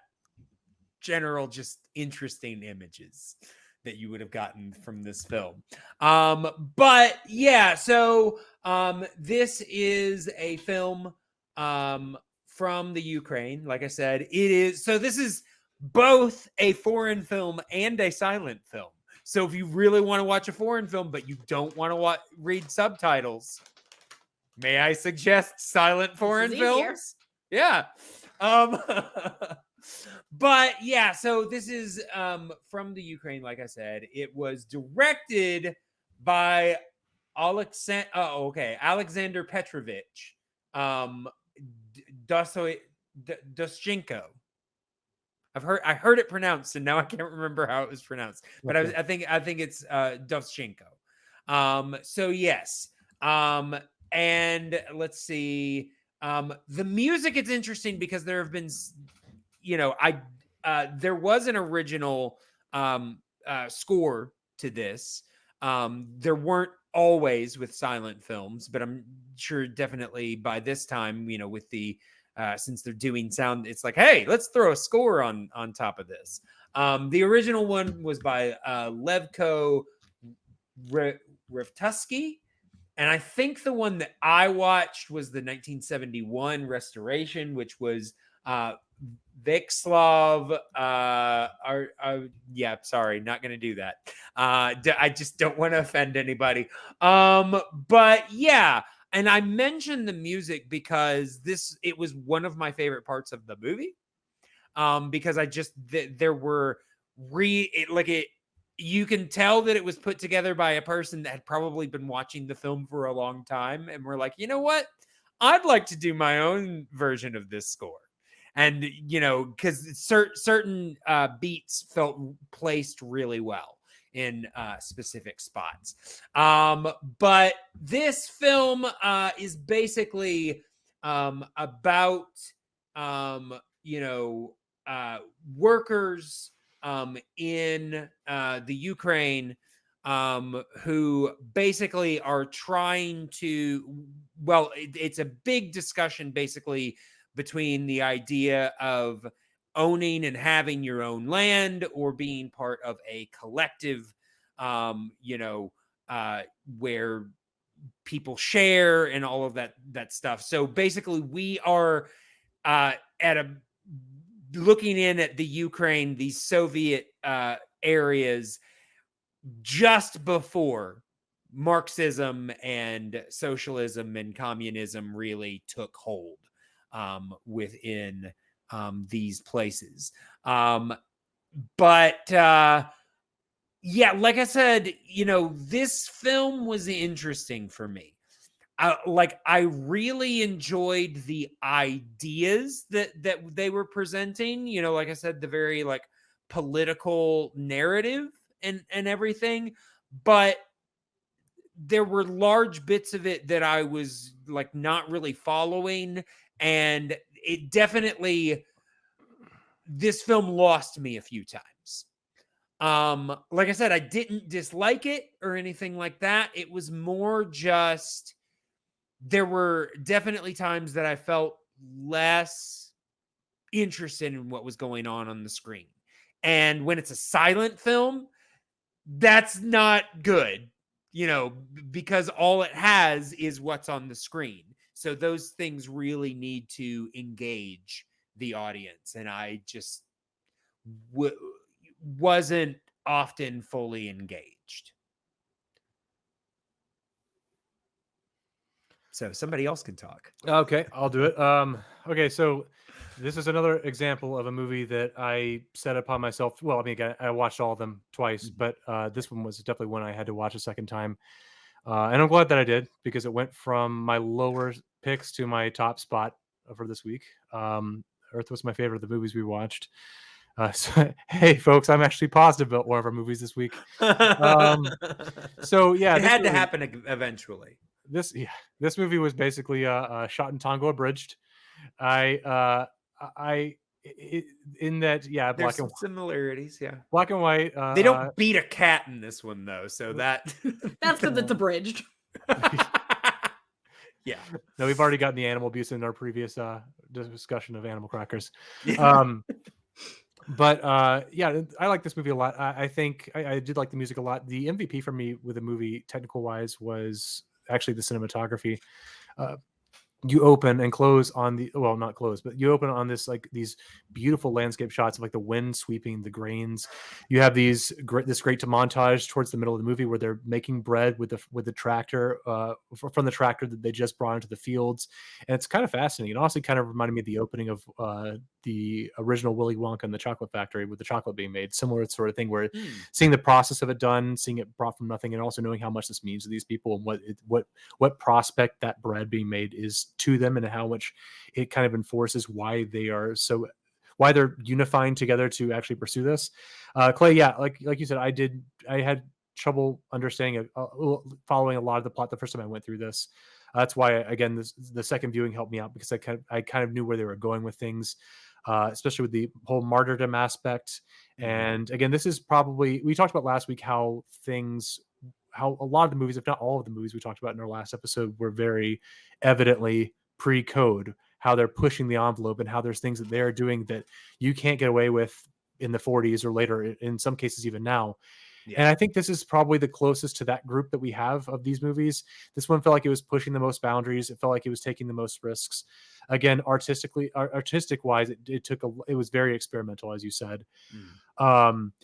The acting across the board, I actually enjoyed. My favorite actor in the movie was the actor who played the father, whose name again I won't try to pronounce, but he's one of those actors that you are lucky to find where they don't have a lot of expressions as far as like distinguishing expressions, but you can tell a lot of intensity just by looking at them, how they're feeling. Yeah, though I have a note. He was also my favorite to watch. But the note I have on him simply says, "This guy is haunting." Yeah, he's incredibly contemplative, especially when his son is killed. You can just tell it really is sitting with the actor, and the way he executed that without doing a whole lot of crazy over the top Oscar baity emoting was very impressive. There are some interesting parts of the movie, like when he's dancing down the road, which again, the first one, I'm like, what the hell is this? But again, with it in context for my next viewing, and again, with the music accompanying and knowing, again, having better context for how it's his victory dances, basically. It's his da da da da da da da da. It's that sort of aspect. It's that sort of thing for him. And again, once you kind of understand how important it is and how much they're being basically taken advantage of by the higher ups within their community, it really is powerful, and especially heartbreaking when he does meet his untimely end at the end of that celebration. And then again, last thing I'll ramble about, I guess, with this is just the I guess sort of circling back to what I meant with the whole pre-code stuff, the denouncement of the church aspects of the funeral was incredibly powerful to me. The fact that, again, his dad is so haunted by this, and they're so frustrated with the institutionalism that they basically rope the church with the state on that one, as far as their practices. They're like, okay, well, look, these guys have been fucking up our lives. You guys, you're a part of this. Like, you guys are contributing to this society that we're trying to break free from and find happiness for ourselves. And so for that, again, very bold move. I appreciated the way it was done. The fact that you even see the priest asking God to smite them for it just validates their position that they took on that. And then of course you get a happy ending, which kind of I was about to say, I guess it depends on how you feel about communism. Well, yeah, I mean, they're basically the husband and wife are basically together again. And I guess last quick point of praise I'll give is you also see boobs in the movie. You don't get a lot of these 1930s movies. No. Yeah, I mean, I will definitely say I definitely agree with you, Jack, when you say that this is the film out of all of them that feels the most pre-code. As we said, I mean, Animal Crackers not just because it's silent, yeah. Right. I mean, yeah. Animal Crackers is obviously a Marx Brothers movies. Those were pretty much always the same. Obviously we talked about the fact that Anna Christie felt like it had a production code tacked on Hollywood ending. It has to end happy, something like that. And I mean, some of the others, also have that, we had to resolve this thing, even though it didn't necessarily feel like it was heading in that direction type of thing. We had to resolve it in a way that fits the production code morality, quote unquote. But this one, it's definitely bleak. It's also, should be noted that it's also the only foreign film. So it was not being made under the American restrictions. Real quick to that point, actually, I last thing I'll say, Hannah, thank you for your patience. I watched both the two versions I actually watched had different translations in English. Oh, interesting. Which the first one I watched was very just like straightforward, like very like basic, like straight English translation over. The other one was, which may have helped my experience, was when the people are speaking and it shows what they're saying. It was almost like written almost like a country-esque slang to it. Interesting. Like an ain't showed up at one point. And again, I kind of felt that supported a lot of what they're saying because it kind of enforces their class structure. Yeah, like I said, this film has been restored and re-released a couple of times. Yeah. There are at least 3 different versions that I see. Like I said, there's the original version, there's the 71 restoration, and then there's a 2012 remaster. And they at least all 3 have different scores. So I would imagine that possibly the subtitles are different as well. My version actually changed the names to Americanized versions. Interesting. Instead of Vassal, it was like Victor or something like that. Oh, wow. Yeah, it was like, I guess it's kind of close. But it's just like, what's the point of that? It's like Americans aren't necessarily going to have like an understanding of the issues that are being tackled here. Why change the name? I try to appropriate. No, but that's going to be the sticking point. Is I cannot root for a character without a name that I know somebody who has it. I will say there was one that was like wasn't even close. Like let's say like it was Vassal. Oh, they chose Sammy. That's not anywhere near the same. Yeah, they called him Basil, and one of the ones that I watched. Okay, yeah, actually, that now that I'm thinking about it, I think that's the name that they used for mine as well. So maybe we watched the same one. Who knows? Maybe. I don't have a lot to add. In addition to this, this was one that I've found that my method for films where I'm having trouble tracking it, like Clay was saying, where I was just kind of losing it a little bit and needing to come back to it. Did this with Shot and Tango. I do this with everything Stanislavski's ever done. Not Stanislavski. What's his name? Stanislavski, the acting teacher. I know you're talking about. I'm blanking on Tarkovsky. Tarkovsky. Okay. Yeah, it was like the other Russian. I was like Solaris. Yeah, no. Tarkovsky. I have the Wikipedia article on it pulled up, and every time I feel like I've lost the plot, I go back and I look and try to find where I'm at now, which helps me kind of set up for what's going on and what's just happened. So I did that a lot for this one. And then I did rewatch it, and it really worked for me both times. There's something really interesting about it was again one of the early this whole set is some of the earliest ones that I watched in the project, and this was the first one that was a little bit more a little bit less traditional, a little bit less simple, and it had these more mood evocative shots and scenes where you really kind of had to track the atmosphere, the emotion of the scene, rather than like, this is exactly what's happening in the plot. Although that was obviously a part of it as well. I'm with you that I love the actor who's playing the father. Like, I think this like so many silent films, and especially silent melodramas, really takes advantage of those opportunities of being right up in your actor's face and having the opportunity to really feel that raw emotion, like this close to the screen, can be incredibly powerful. And I think they use it extremely well here. I just thought this was interesting that the film was released and then 9 days later it was banned by the Soviet authorities. Yeah, honestly, I'm surprised that this made it out at all. Yeah. They did not like, apparently citing biologism and naturalism. And so I did some digging trying to figure out like what exactly was the issue with this because I couldn't Yeah. see but yeah, so it was not super they were not a super fan of it. But yeah, I found it really really moving and really interesting, and I loved the mixing of the sort of big picture look at how their whole way of life is shifting and how that's causing this divide between the generations who are uncertain or fully pushing for it, and then how that kind of trickles down into very personal stories. And so I really liked the combination of that. Here's everything that's actually going on in their world, but also here's just this one dad who lost his son and is having a really tough time with it.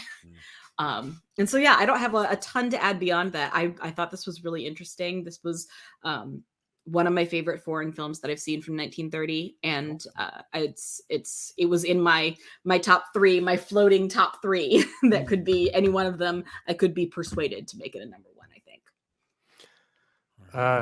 Yeah, I guess I got one more, I guess, broad compliment, and then one more small thing I just wanted to say really quick. Well, I guess I'll start with the small thing because I meant to say this earlier in regards to the secularism aspect of the movie and the denouncement of the church. I think one of the biggest benefits of watching this a second time for me was seeing the juxtaposition and how it connected between the opening of the film, where you have the old man who is dying, and the father comes up to him and says, like, "Hey, will you tell me where you are? If you're in the afterlife?" And then for everything to go down as it does, and then for him to not have that a similar expectation or conversation with the son. Well, not that he could, but the idea that his perception of death in and of itself from the father's perspective has changed, That broke a little bit for him. Showing that conversation early on between them really showcases just how much of an arc he goes through, even though he doesn't even say or do all that much in the movie. It just shows a very emotional and spiritual spectrum for his character that I think really kind of encapsulated the theme of the film that it was trying to capture.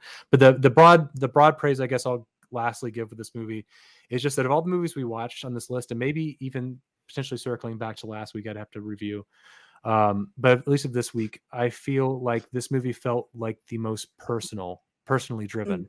And again, not to suggest that there aren't personal stories being told in these other films. Like Anna Christie obviously does mean a lot to somebody out there who wrote it. It's not just a cash grab movie. Animal Crackers didn't feel very deeply personal to you? No comment. That writer in the wrong way. That writer had their painting forged. No. But no, this one felt more so like, not like I want to make a movie to make it big, but more like I need to make a movie because it's the only way I could think of to best represent what I'm trying to say. Yeah. And throughout this movie, you just feel like someone's voice is being spoken to you, and it may not reach you. It may not connect you with the way it may have desired, but for me, at least, the fact that I could distinguish that and detect that sort of thing made it a lot more special to me. Even though it's not my favorite movie that we've seen so far of all these movies, it's definitely up there for me. Yeah, I will say I think you're right, Jack. It definitely feels like somebody is desperately trying to communicate a message, it just, unfortunately, the film itself didn't hold me, and so it just couldn't put it higher than it did. But I think, unless anybody else has anything else that they want to say about Earth, all right, then I think we are going to go ahead and we are going to move on to real quick.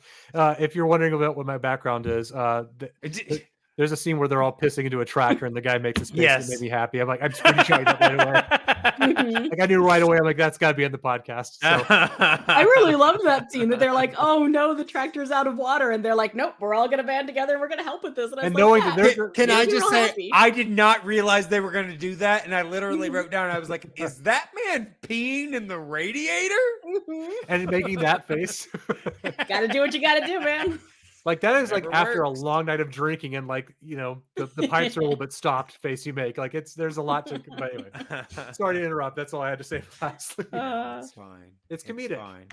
All right, then let us go ahead and move on to our fourth film, the host pick for today. And that is The Unholy Three. just press. Is there a trailer? That's all there is to life. Just a little laugh, a little tear. Goodbye, Rosie. I'll be seeing you. Come on. Hey, you! You better come over and take care of this galley, all right? I'll send you a postal card.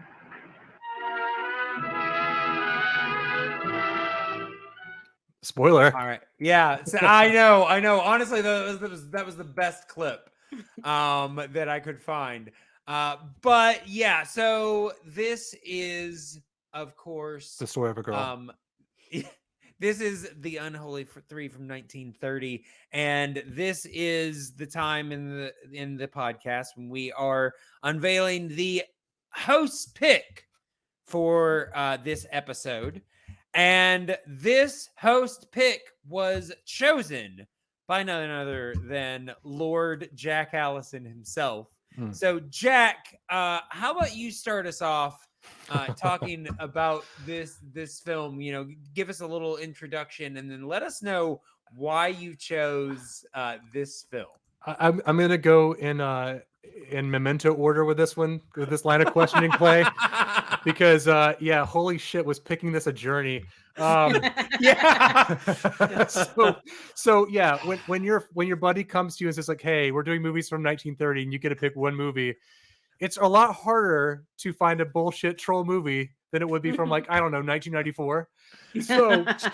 So I go through the fucking list on Wikipedia and I'm like, all right, what, like, you don't even have posters to go by. You just have names. And so like the first thing I see on there is fucking a movie called fucking Dames Ahoy. And I picked it because I'm like, oh, you know what? I can respect a movie that has punctuation in its title. Let's go. Yeah. Yeah, because there is an exclamation point. Yes, there is. You gotta say it, Dames Ahoy. Yeah, it's a bold decision, and like, let's see how it plays out, Cotton. But no, we spent like 3 fucking weeks trying to find it, or at least I did. I couldn't find a fucking thing other than like a $50 copy on like Amazon of DVD. No, I got a 70-inch TV. I ain't putting up with that shit. Yeah. Okay, so that's one out. Strike one. Okay, so next one up. Okay, here we go. What was it? Okay. Oh yeah, the next one, title based. The Princess and the Plumber. Mario just came out. Why the fuck not? Yeah, honestly, I didn't even think about that. That is brilliant. Yeah, I wish that had worked. And I'm like, let's watch it. Maybe it's a remake. Let's see what we got. Let's go. No, couldn't fucking find it anywhere. Not at all. Not even on like a copy you could buy. So fuck that. Pardon the language, by the way. I'm passionate about this. You can't tell. It's fine. It was a journey. Yeah, it was. It was. I remember several times. Hey, can you guys find this movie? I can't find it anywhere. So that's strike fucking 2. Okay. Then we got movie number 3. I look at again, looking at titles. I see a movie called Big Boy. Big Boy sounds fun. Let's pick a movie called Big Boy. I pull up the fucking poster for that movie, and then I said, no! I will be canceled faster. Well, I'm not going to compare to that, but no, this podcast will be canceled so hard. If you don't believe me, look up a movie from 1930 called Big Boy. You'll see exactly what I mean. So strike fucking 3. I'm out. But as I'm walking to the dugout, oh, what's this? A movie called The Unholy Three. Sounds a little bit chattish, but let's see what we got. I look at the poster, boom, let's do this, bitches. We see a giant man, a little man, and a medium-sized man that might be the father of a werewolf. I don't know. But that's all it is. And it says Lon Chaney talks.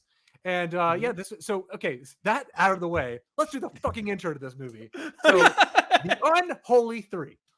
From 1930. It is a talkie remake of Todd Browning's 1925 film, also starring Lon Chaney. So I guess Disney wasn't the first company to remake their movies like 2 or 3 years later. A trio of former sideshow performers doubles as the Unholy Three in a scam to nab some shiny rocks. Oh, man. Now, I would have respected it more if they said shiny beads, but what do you do? So the movie was directed by Jack Conaway. Hey, maybe that's another reason I picked. You decide for yourself, folks. It stars Lon Chaney as Echo, Lila Lee, I don't know, as Rosie, Elliot Nugent as Hector, Harry Earls as Richard, Tom Milligan. I got to distinguish those words. Prosecuting attorney, and a bunch of, I'm going on IMDb order here. Ivan Lanau as Hercules, and a bunch of other people. There's even a guy named Reagan, no relation. Okay, so this movie, this is one of those where I was in a way disappointed that it wasn't worse than it was, but I was happy that it was better than I expected.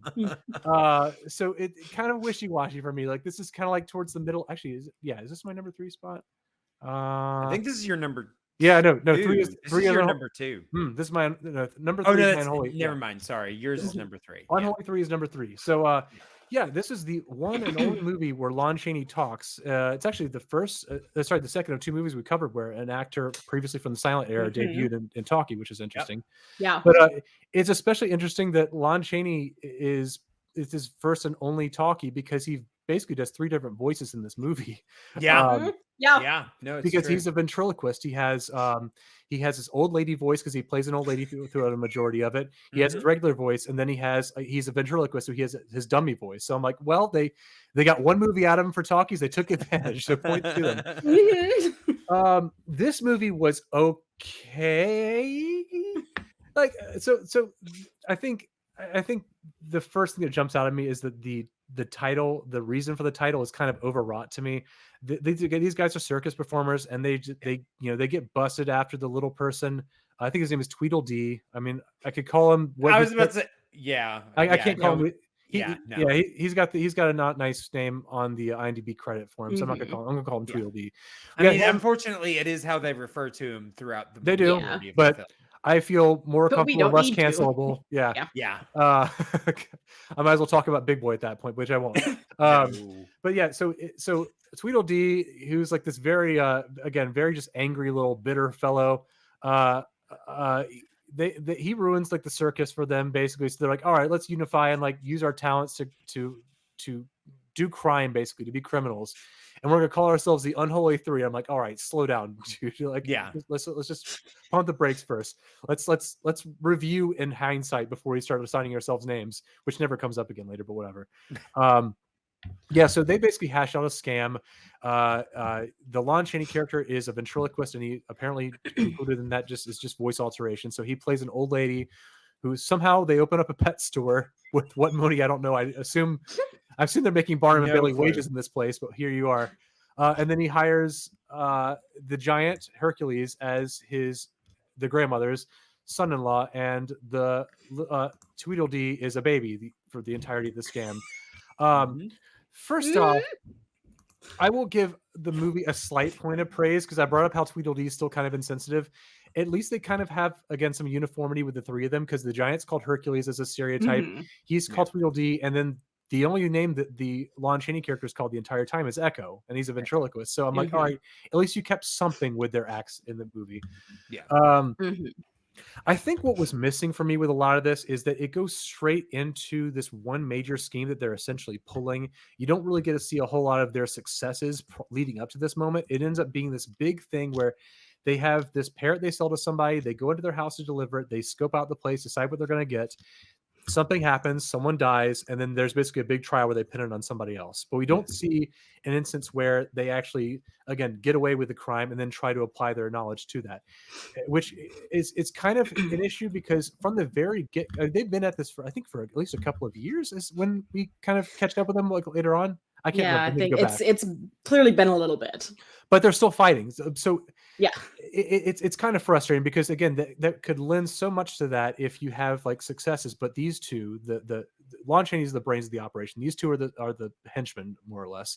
Yeah, and they're all kind of like bickering and fighting with one another. If that could have maybe bolstered some confidence in them to support that. But anyway,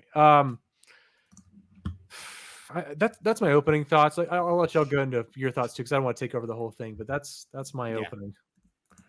Yeah, I will say pretty much the majority of these films kind of ended up in their slots by default, because it was like, well, this wasn't horrible, but it was a little worse than this, or this wasn't great, but it was a little better than this one, So this ended up in my middle point. This was my number 3.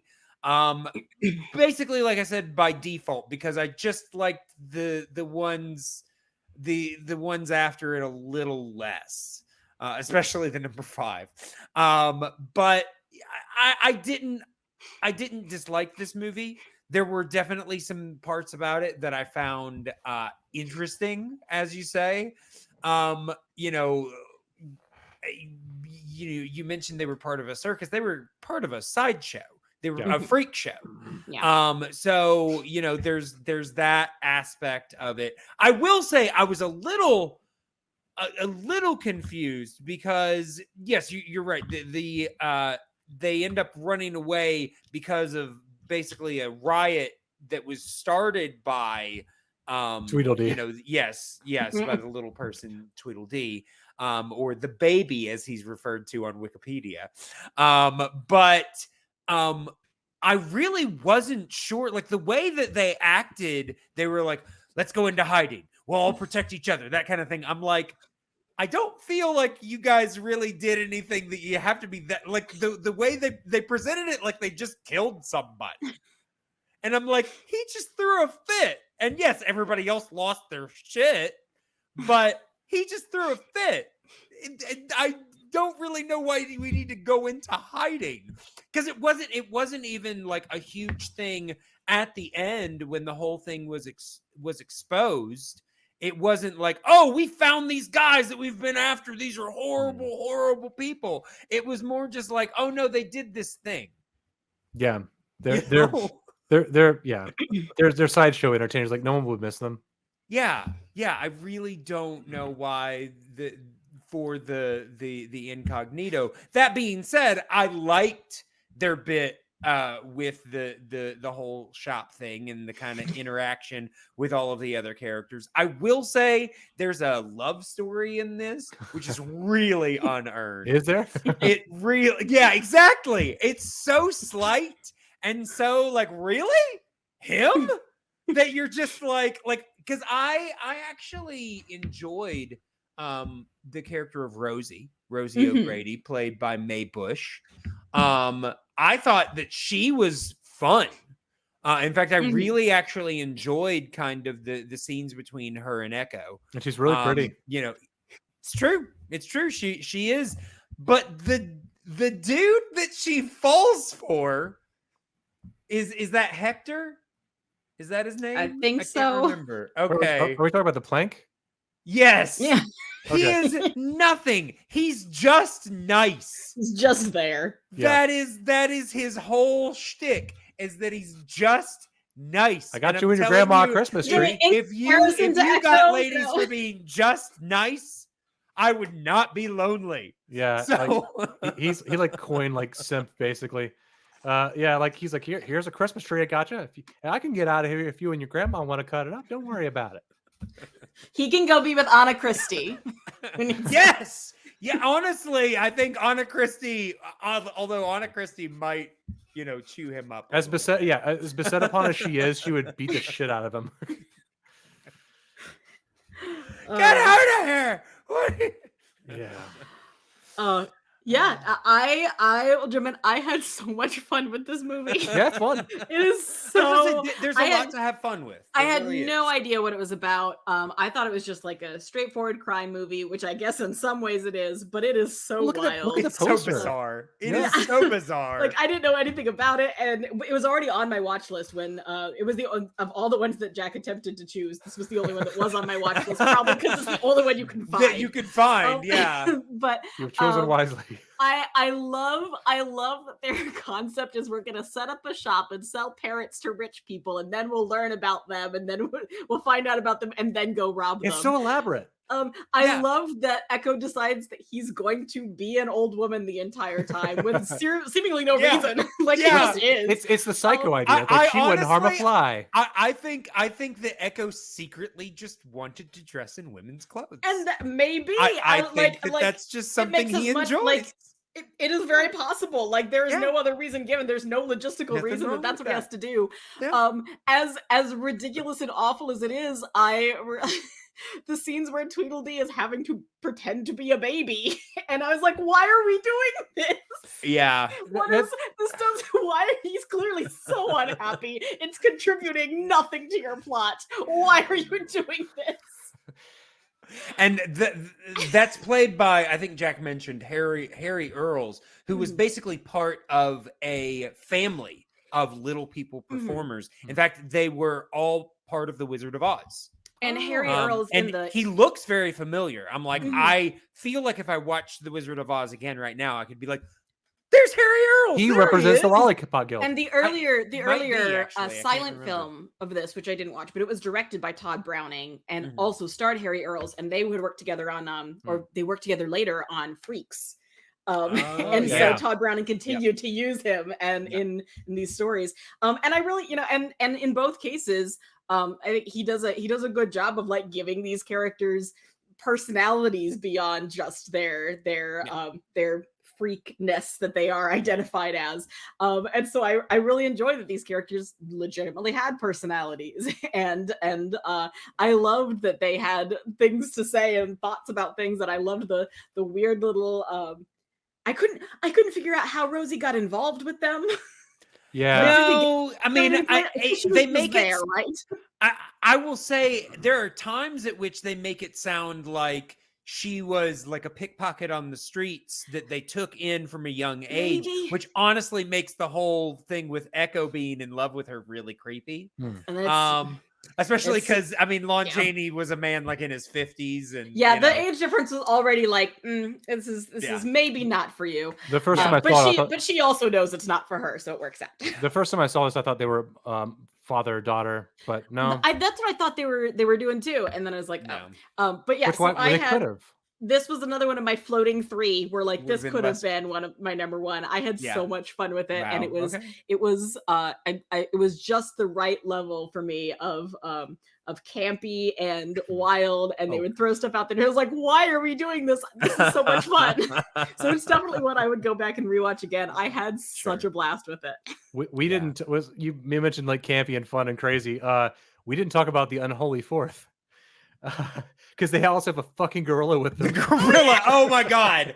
Yes. To Which have a Man in gorilla. a suit.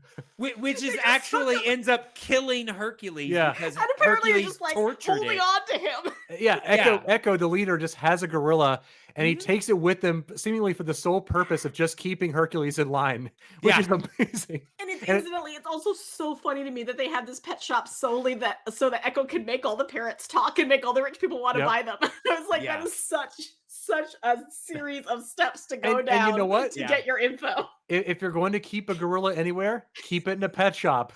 Yeah. You're like, what is this? Sure. That's a rare specimen for a very wealthy customer who's coming in later. Exactly. Don't touch it. Yeah.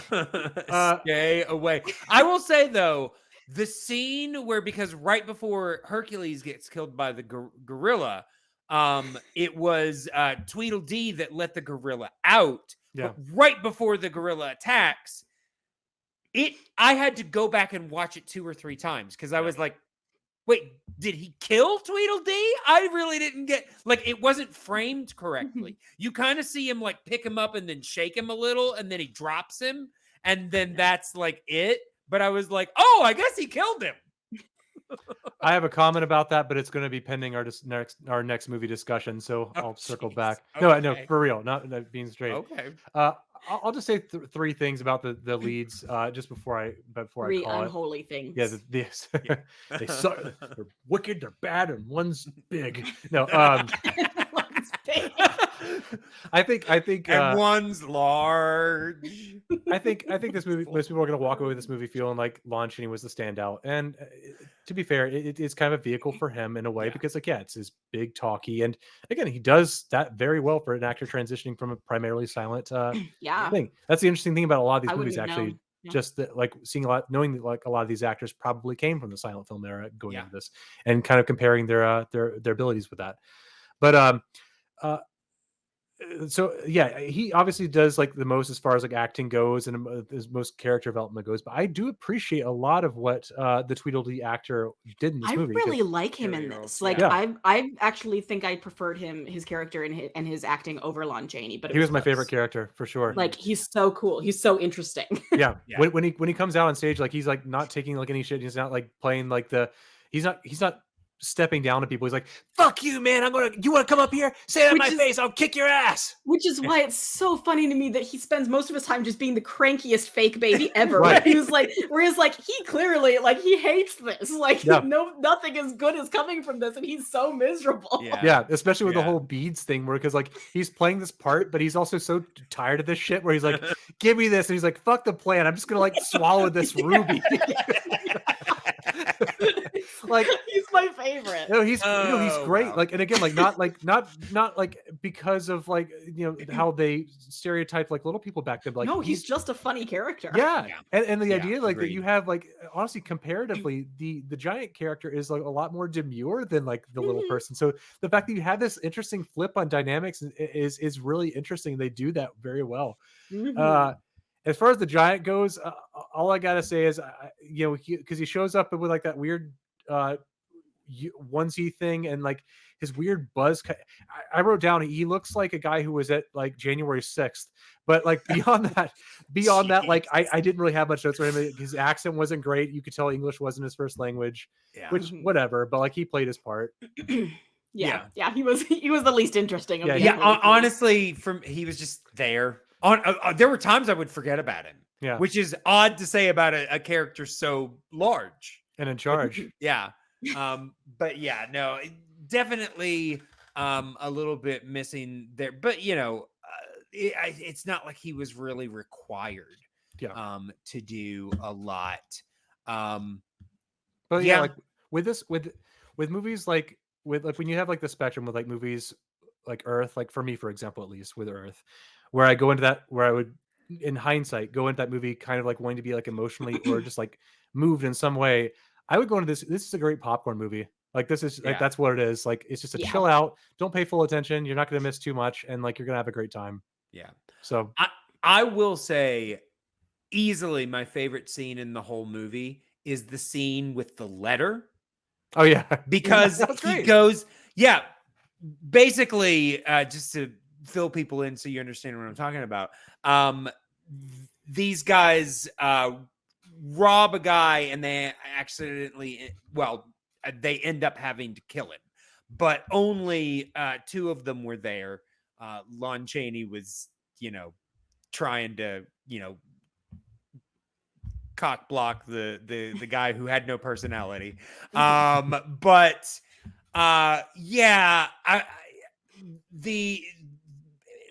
Basically they end up trying to frame that guy and they go on the run. He feels bad because he knows that Rosie is upset and supports this guy because for some reason she likes him. So he tries to they're basically just about to let the jury go. And he's trying to give a letter first to the lawyer, and then it ends up being passed through like trash. And I wrote down the journey of this letter is insane. Like, honestly, that was the most like suspenseful moment because they built unironically with this letter. Yeah.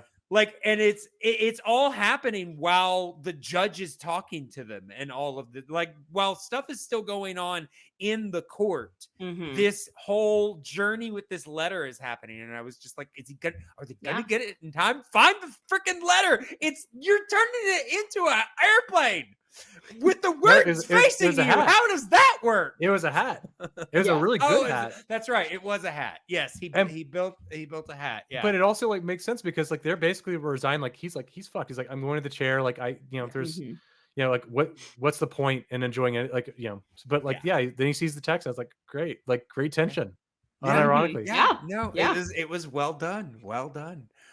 All right. Well, last question I had for this one. Do you guys think if Eugene O'Neil wrote this, Lon Chaney would have ended up with she would have stayed for him? Probably. I will say at least, again, she definitely doesn't need to be with Lon Chaney, but she doesn't need to be with this other guy either. I'm like, why? I don't get what she sees in him. Well, again, similar to like Anna Christie, it's like if the choice is between Lon Chaney and someone who's not. Yeah. being a thief 2x4, and framing someone. Yeah. Bossel wood. All right. Well, then I think we should go ahead then and move on to our final film. And this is the film that was nominated at the 1929-1930 Academy Awards for Best Picture. It is the Norma Shearer starring film known as The Divorcee, which I can't find. There it is. Okay.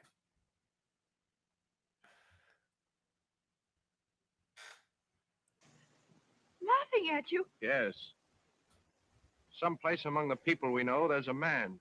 Maybe men, I don't know. But from now on, I'll wonder which one. And how many of them are laughing at me. Well, couldn't I have said that the day you asked me to marry you?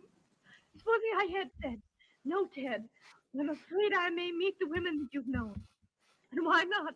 I waited for you. You were my first love. But this is entirely different. All right, then. But tonight I come back here, ready to humiliate myself, beg for your forgiveness, ready to forgive you anything because I love you. And you say that's different. You tell me your vanity is hurt. Or call it anything you like. Vanity. I'll never forget that. Let's not talk any more about it. And I thought your heart was breaking like mine. But instead you tell me your man's pride can't stand the gas. Now, wait a minute, Jerry. Listen. Oh, I don't want to listen. I'm glad I've discovered there's more than one man in the world while I'm young and they want me. Believe me, I'm not missing anything from now on. I don't doubt it. Once a woman throws down her fences... Oh, pin it on a motto and hang it where Janice can see it. Stop that. Oh, loose women, great, but not in the home, eh, Ted? Got it, do you hear? The looser they are, the more they get. The best in the world, no responsibility. Well, my dear, I'm going to find out how they do it. So look for me in the future where the primroses grow and pack your man's pride with the rest. And from now on, you're the only man in the world that my door is closed to. Okay.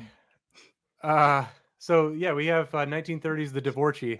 Now, this movie, so when a woman discovers that her husband has been unfaithful to her, she decides to respond to his infidelities in kind. Movie stars, as Clay mentioned, Norma Shearer as Jerry, Robert Montgomery as John, Chester Morris as Ted, Conrad Nagel as Paul, and more people.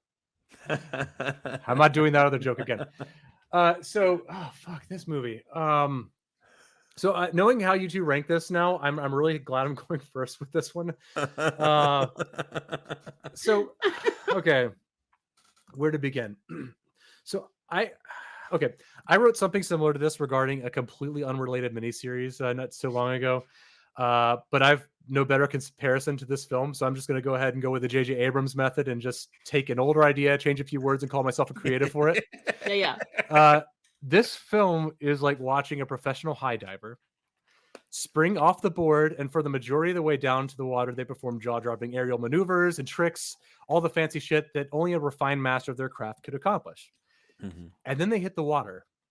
Now, I'm not going to go as far as to say that I wouldn't call it a belly flop, but you can see that their legs are kind of splayed in different directions. Their body isn't quite lined up right. Their arms look a little clumsy. It's a flash in comparison to the rest of the spectacle, but if you walk away kind of just like knowing something went wrong, that's this movie for me. I began the film loving it, walking away from it, I can at best call it frustratingly decent. I'll go ahead and not waste time with it. This leading actress was far and away what blew me out of the water as far as what I was mentioning earlier.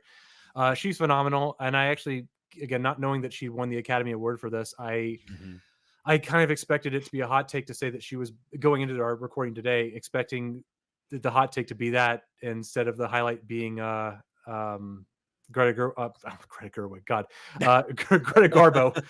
Greta Garbo, yeah. I would have expected this instead of Greta Gerwig. But no, she was phenomenal in this movie. There are so many different points in this where, again, this is an incredibly demanding role for any actor, even when you're basically performing as is written, but she just puts so much more into it, I guess, to keep it plain. I mean, there's like a scene where her husband is saying where he's basically confessing to her that he had an affair. And you can just, if you're watching her face throughout it, those times when someone's giving like really, really shitty news and you walk away with it only with like bits and pieces of what they said because you were thinking about like how you were going to deal with it in the intermittence sporadically throughout that. That's what she looks like she's going through. You look like she's like responding to certain bits, but then she just kind of drifts off somewhere else, trying to rationalize and break down what he's telling her rather than what he's specifically telling her. And it's really mesmerizing to watch. And that's just one scene. Yeah. The movie, it's funny. It starts off with another character talking about going through a divorce. And I had to go read the script because I wasn't sure what they were talking about when they said they divorced them because their husband, it turned out to be sang in their bathtub, which was an interesting line. But I was like, from the get-go, I'm like, I'm focusing on this person. They're already divorced. But no, it's like, okay, here's how this marriage fell apart. It's pretty quick, but fine. No, and again, this is similar to what I was talking about with one of our previous films, where I think this is definitely one that's pushing the boundaries with the code stuff. The idea of I don't know if their divorce is finalized by the time the movie ends, but the idea of like seeing outside, having affairs freely and willingly. The way the language of the film is especially mesmerizing, particularly when they are both respectively confessing to one another that they basically had an affair. It's never, yes, I had an affair. It's never asked and answered. They both just have their way of saying it, and it feels human and it's unique and it feels real. And that's really something you just don't get in this kind of thing that could easily be over dramatic and flat. The lead male character, whose name escapes me because I hid the IMDb, Ted.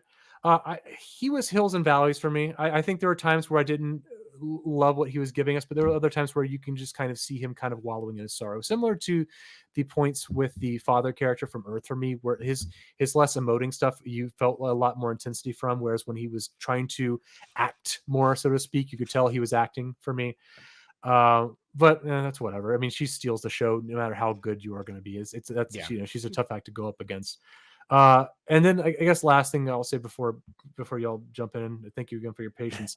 I mentioned this earlier in our previous discussion with the Unholy Three, how there's a point in this movie, how with the Unholy Three you kind of cut away from certain things like the action happening of characters being killed. In that case, the Tweedledee and the Hercules characters. This movie does something similar but successfully.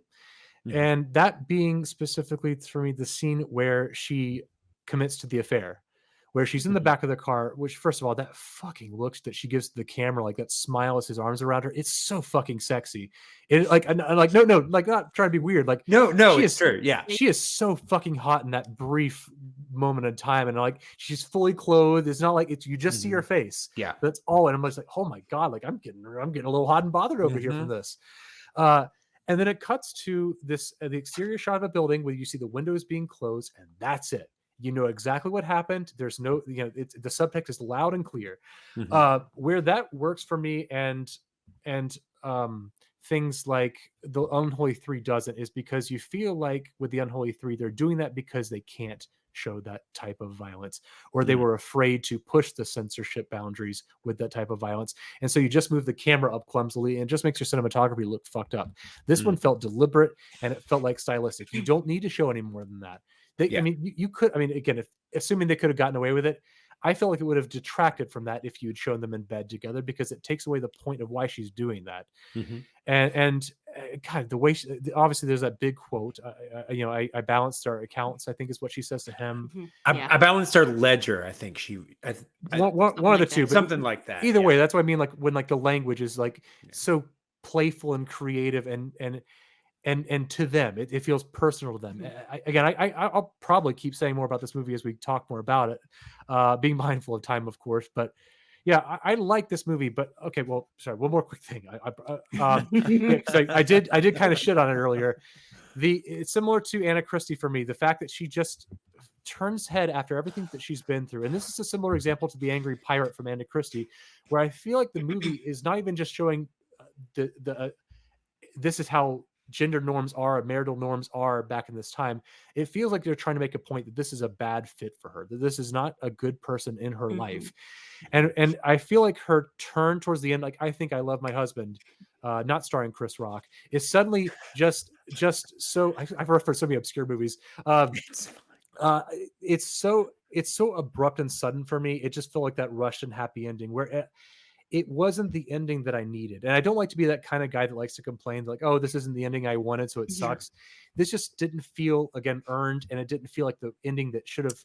It didn't feel organically cohesive to this. And that was my biggest issue.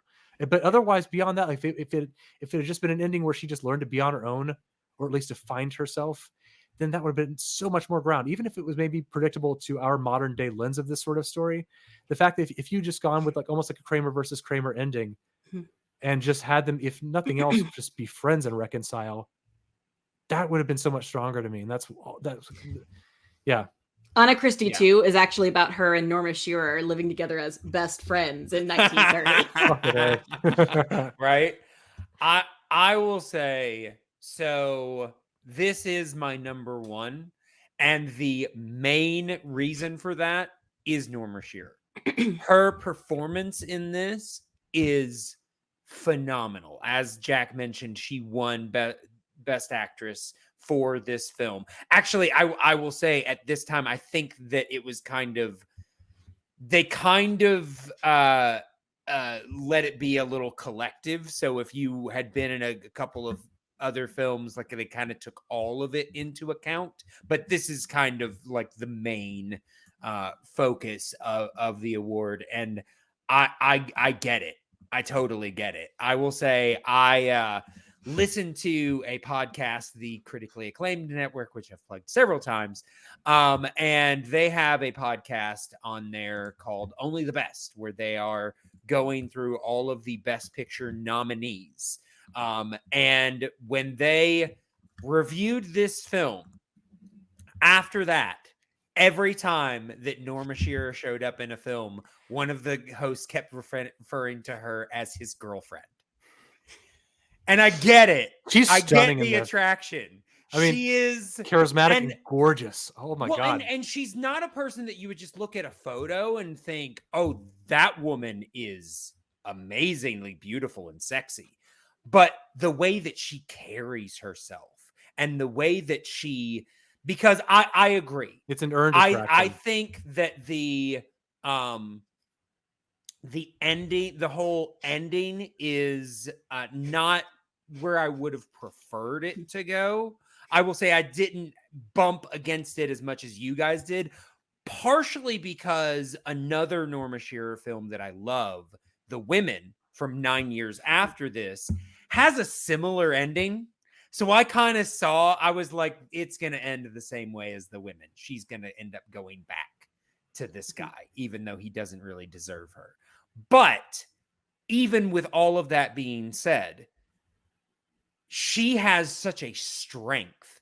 And there are so many moments there's a reason that I played that whole clip. I just couldn't cut her off because there are moments when she gets amazing dialogue to be able to say to this small little man. And I just really enjoyed those bits. That being said, she is the strongest part of the movie. You took her out, this would not work because they kind of make it seem like Ted and I think Paul are supposed to be like this love triangle thing. I never see why we're supposed to root for Paul at all. I'm never like, oh, she should give this guy a chance, or even if I really liked her and Ted together, which there are moments that I do, there was just nothing about Paul that made me think, oh, well, he's a good guy too. I'm not on board for anything that he does. And I also, there's no point. I'm like, you're not interesting, dude. No wonder she's not into you. That's the way I feel about him. Yeah, 100%. I honestly had more fun with Dawn. And I mean, he's a Lothario and a womanizer and plays that typical character, but Robert Montgomery does it well. And there were times that, I mean, I don't dislike Chester Morris's performance as Ted. I think that he does a fine job. I will say he very much looks like a silent scream actor. Like I feel like some of the more dramatic actors wore some sort of makeup that gave them a particular like look around the eyes to really pronounce them. And he's still got that look. But I just disliked his character so much because his whole reason, he's the one that fucked up first. And then when she retaliates, not only number one, he never apologizes for what he did. He just keeps saying, it's no big deal. It's no big deal. And I love how eventually she turns that around, says the exact same thing, but gives it a completely different meaning. Yeah, it's no big deal when you do this, is it? It's no big deal. The hypocrisy is pretty blunt. Yeah. Like I said, there are parts of this movie that I love. And then there are parts of it that just don't come together, don't work, and don't make sense. Can I put one brief thing in about Paul before you jump in, Hannah? Thank you. I'll say, I think, first of all, to give him some credit, I think the best thing about Paul is his mad drifting skills when he's speeding drunk. Yeah. Because he's going fast and it's insane. Like his Mario Kart game is strong. Oh, the background of that is sloshing all over the place. I'm just like, oh my God. If he's driving like that, they've already died. Yeah, that car is not on four wheels at any given time. Yeah. With him though, I think to kind of jump off what you were saying earlier, I think with him, I don't think he's more for redemption with this character as much as he is to be a warning to Jerry that she's about to become what Janice was to her, because he is married to the woman that he got into the car wreck, and that the breakdown that she has, that other character Dot has towards the end of the movie, that's her clue. It's like I could be happy with this guy, but this is also like I'm basically becoming my own monster. More or less. And I also think that she ultimately realizes that she's settling for him too. Yes, yeah, because Paul does that much. He's a simp. Yeah, 100%. Hannah? All right, so we are gonna unleash the beast. Hannah, It's Revenge for Animal Crackers. it's not even going to be as exciting as it should be, because the reason this is at the bottom is because I don't care at all about this movie. I've watched it twice and I was so bored both times. That's fair. So bored. And the first time I was like, okay, so I had seen it. I saw it right at the same time that I also watched Palm Beach Story, which is from like 10 years later, also features a woman named Jerry divorcing a man whose name is basically Ted. I think it's Tom in that one. Oh, wow. And they get back together at the end. And I was like, this is the same movie. But that one's a comedy. So then I was like, okay. So then when we were announcing these, I was like, okay, I have to go back and rewatch this. This like got all these awards. People really, it's still held up as like one of these great ones. I've clearly missed something. Let me go back and rewatch it, and with some distance from Palm Beach Story, so I'm not comparing them. Right. And I still I don't care about any of it. The only piece of it that like the story I wanted to see an entire movie about Dot and about her relationship with the person who disabled her. Like I wanted to see that story. I would have. I expected to see more of her. Yeah. And the way her story was dropped in didn't track for me. Like listening to you guys, I kind of get a little bit more where it was trying to go, but man, it did. I was Norma Shearer was fine. I was not as smitten.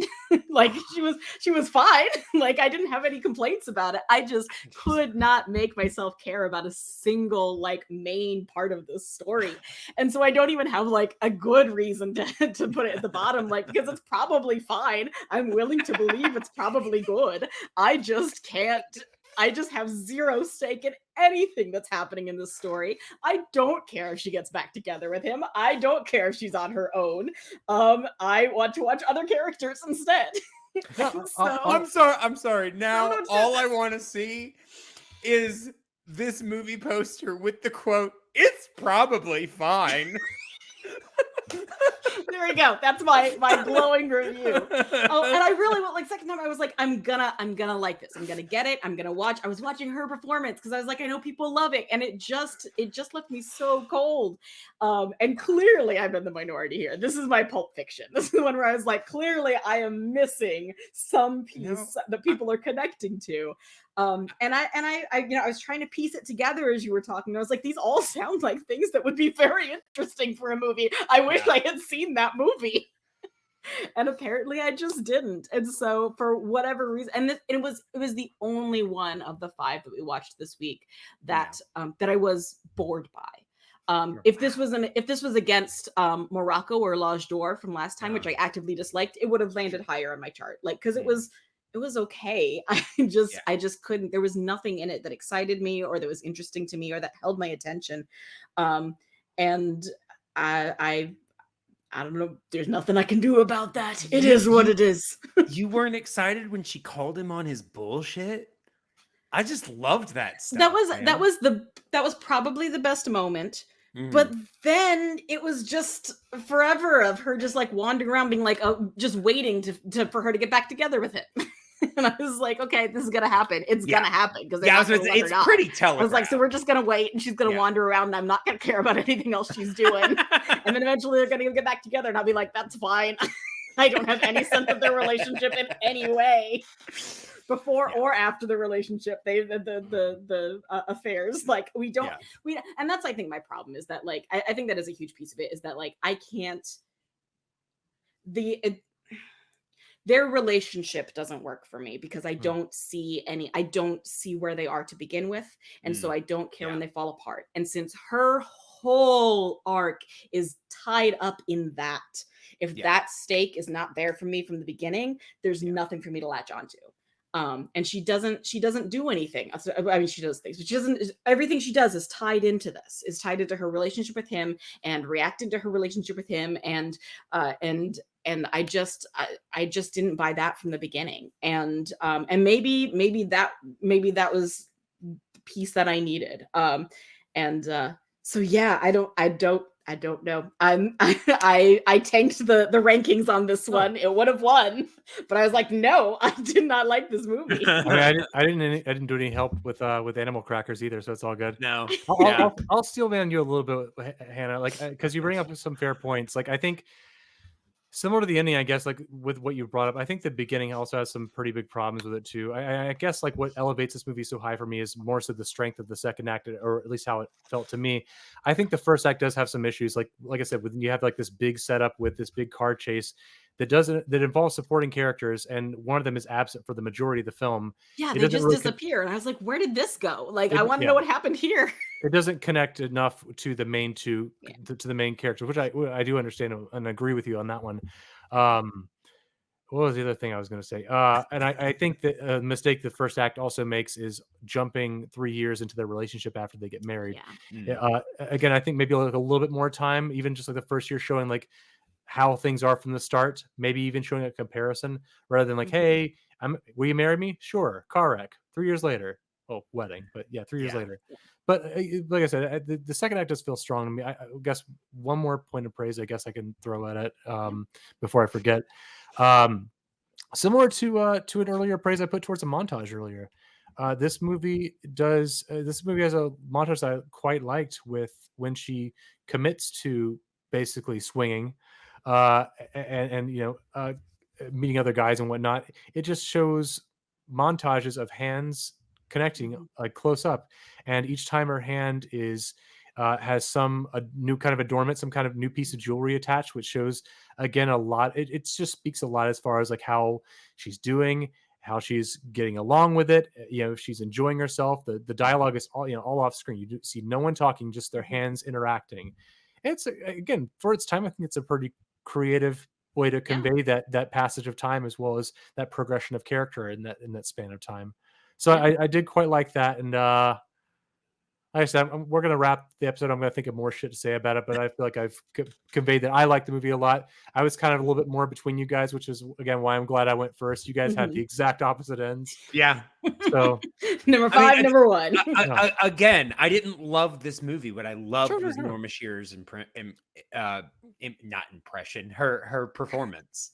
Yeah, impression of the character. Yes, when she did her impression of that character, when she played an old lady. Yeah, she did Lon Chaney for some reason. I'm not sure why. Maybe that was my problem. I watched the Unholy Three instead of the Divorcee and swapped them around, and have been talking about the wrong Lon movies the whole Chaney's time. real good. Let me tell you. Yeah, I will say, I think we forgot to mention, just because it's important for us all to know, Lon Chaney actually passed the same year that Unholy Three was released. Yeah, he exploded. That's why it was his only talkie, unfortunately. He exploded. Yeah. He died, and Norma Shearer got an award. So, interesting things happening to everybody. I guess that makes more sense than he quit because he just hated talking. Yeah. That explains things a little better. All right. So with that being said, now we are going to go ahead and kind of reveal where these rankings have gone. So first of all, let us go ahead and just kind of remind everybody of where everything ended up on our list. So my number 1 was The Divorcee. Number 2 was Animal Crackers. Number 3 was The Unholy Three. Number 4 was Earth. And number 5 was Anna Christie. Hannah? My number 1 was Animal Crackers. My number 2 was The Unholy Three. My number 3 was Earth. My number 4 was Anna Christie. And number 5, The Divorcee. For me, far and away, the favorite movie for me was Animal Crackers. Surprise twist. No. So yeah, this was hard to rank, guys. I put Earth as my number 1. The Divorcee as my number 2. The Unholy Three, just because of the ending, it came so close to being number 1. The Unholy Three was my number 3, appropriately. Number 4 was Anna Christie. Number 5 was Animal Crackers. All right. Well, there you go. And when we came to a consensus, as you can tell if you listen to those lists, a lot of our number 1s ended up as somebody else's bottom of the list. So it made things very interesting. We actually ended up with a 4-way tie. Animal Crackers, The Unholy Three, Earth, and Divorcee all got 10 points. Anna Christie pulling up the rear with 6. So the winner is everyone but Anna Christie. Yes. It's like we're not really sure what we think about these movies, but the one thing we do know, Anna Christie, you suck. Just like the movie, she comes up a little short. Yeah. All right. Well, that is our review of this new group. This was a little longer than I intended it to be. Hopefully we can bring it back down. We had a lot of fighting to do on this one. It's true. No, it works. This is like the dark middle chapter of the trilogy of movie discussions. Yeah. Slightly too long, slightly too contentious. But fuck both of you. Fuck you all. Yeah. But I will say this was a lot of fun. Hopefully the third one can be a little bit shorter, but you never know what you do when you sit down with a couple of friends, talk about movies, and then decide to take a gummy right before doing it. So now you're a little cloudy. You never know what's going to happen. But yeah, so let us go ahead and I want to give everyone the opportunity to get into contact with us. So first of all, you can Twitter or Instagram me at the Flying Cow Pod. You can also email at theflyingcowpod@gmail.com. Remember to check out all of our other shows, both on the podcast and over on YouTube. Don't forget to check out the patreon.com/the flying cow.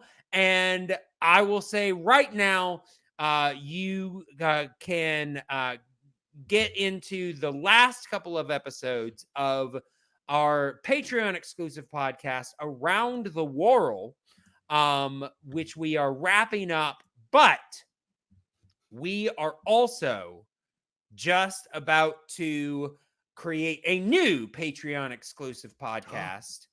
And I'm going to go ahead and stop just teasing and announce what we are doing right here. Here's the scoop for you folks.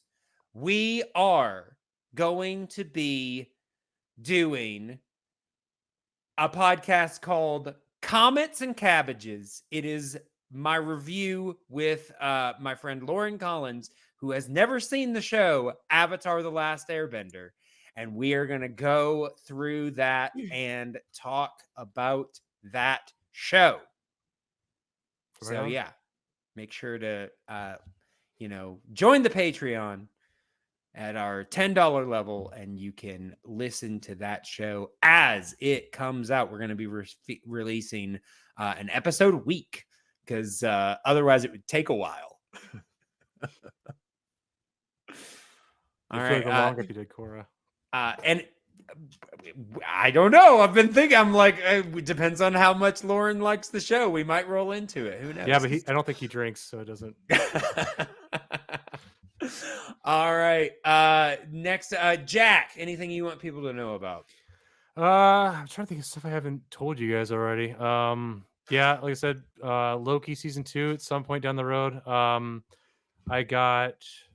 Yeah, Zodiac Task Force action adventure serial Saturday morning cartoon podcast that I'm a part of. If you want to check that out, I got 3 audiobooks coming out later this year, but I'm not sure if I'm using my real name for them, so I can't plug that. So I guess Zodiac Task Force. Check that out. It's on Instagram if you want more information. It's on Spotify, and stay tuned for Loki season 2. Yeah, it's gonna be fun. You gonna go by the name Alice Jackinson? I can't say because if I say what name that I use for this sort of stuff, then it's a wormhole, man. Okay, literally in some cases. Hannah.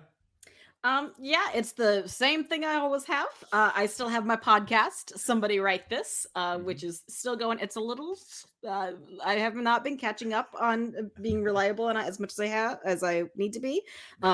I'm in the middle of switching careers and maybe going to be getting an advanced degree in the next 2 years suddenly. So it's very exciting, but it's I'm like extremely busy right now trying to figure out how to make this happen on the timeline it needs to.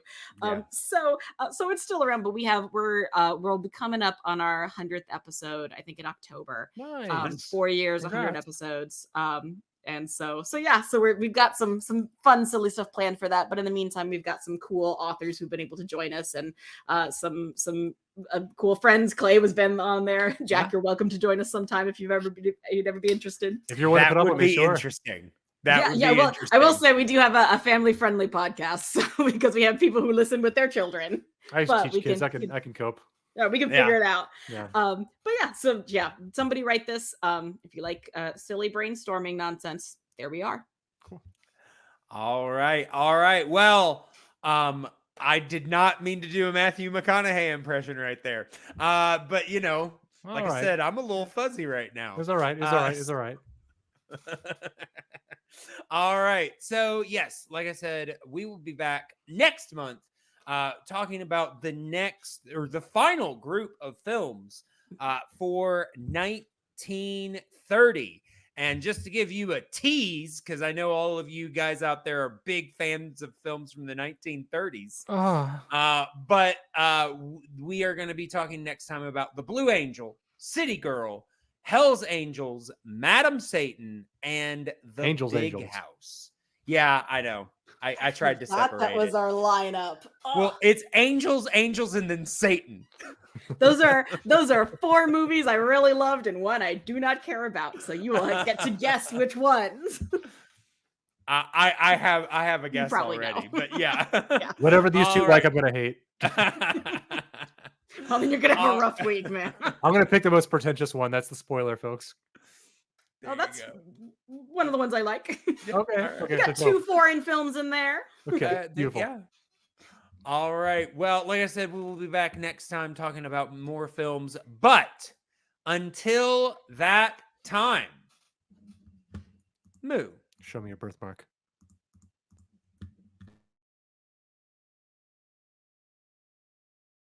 Moo.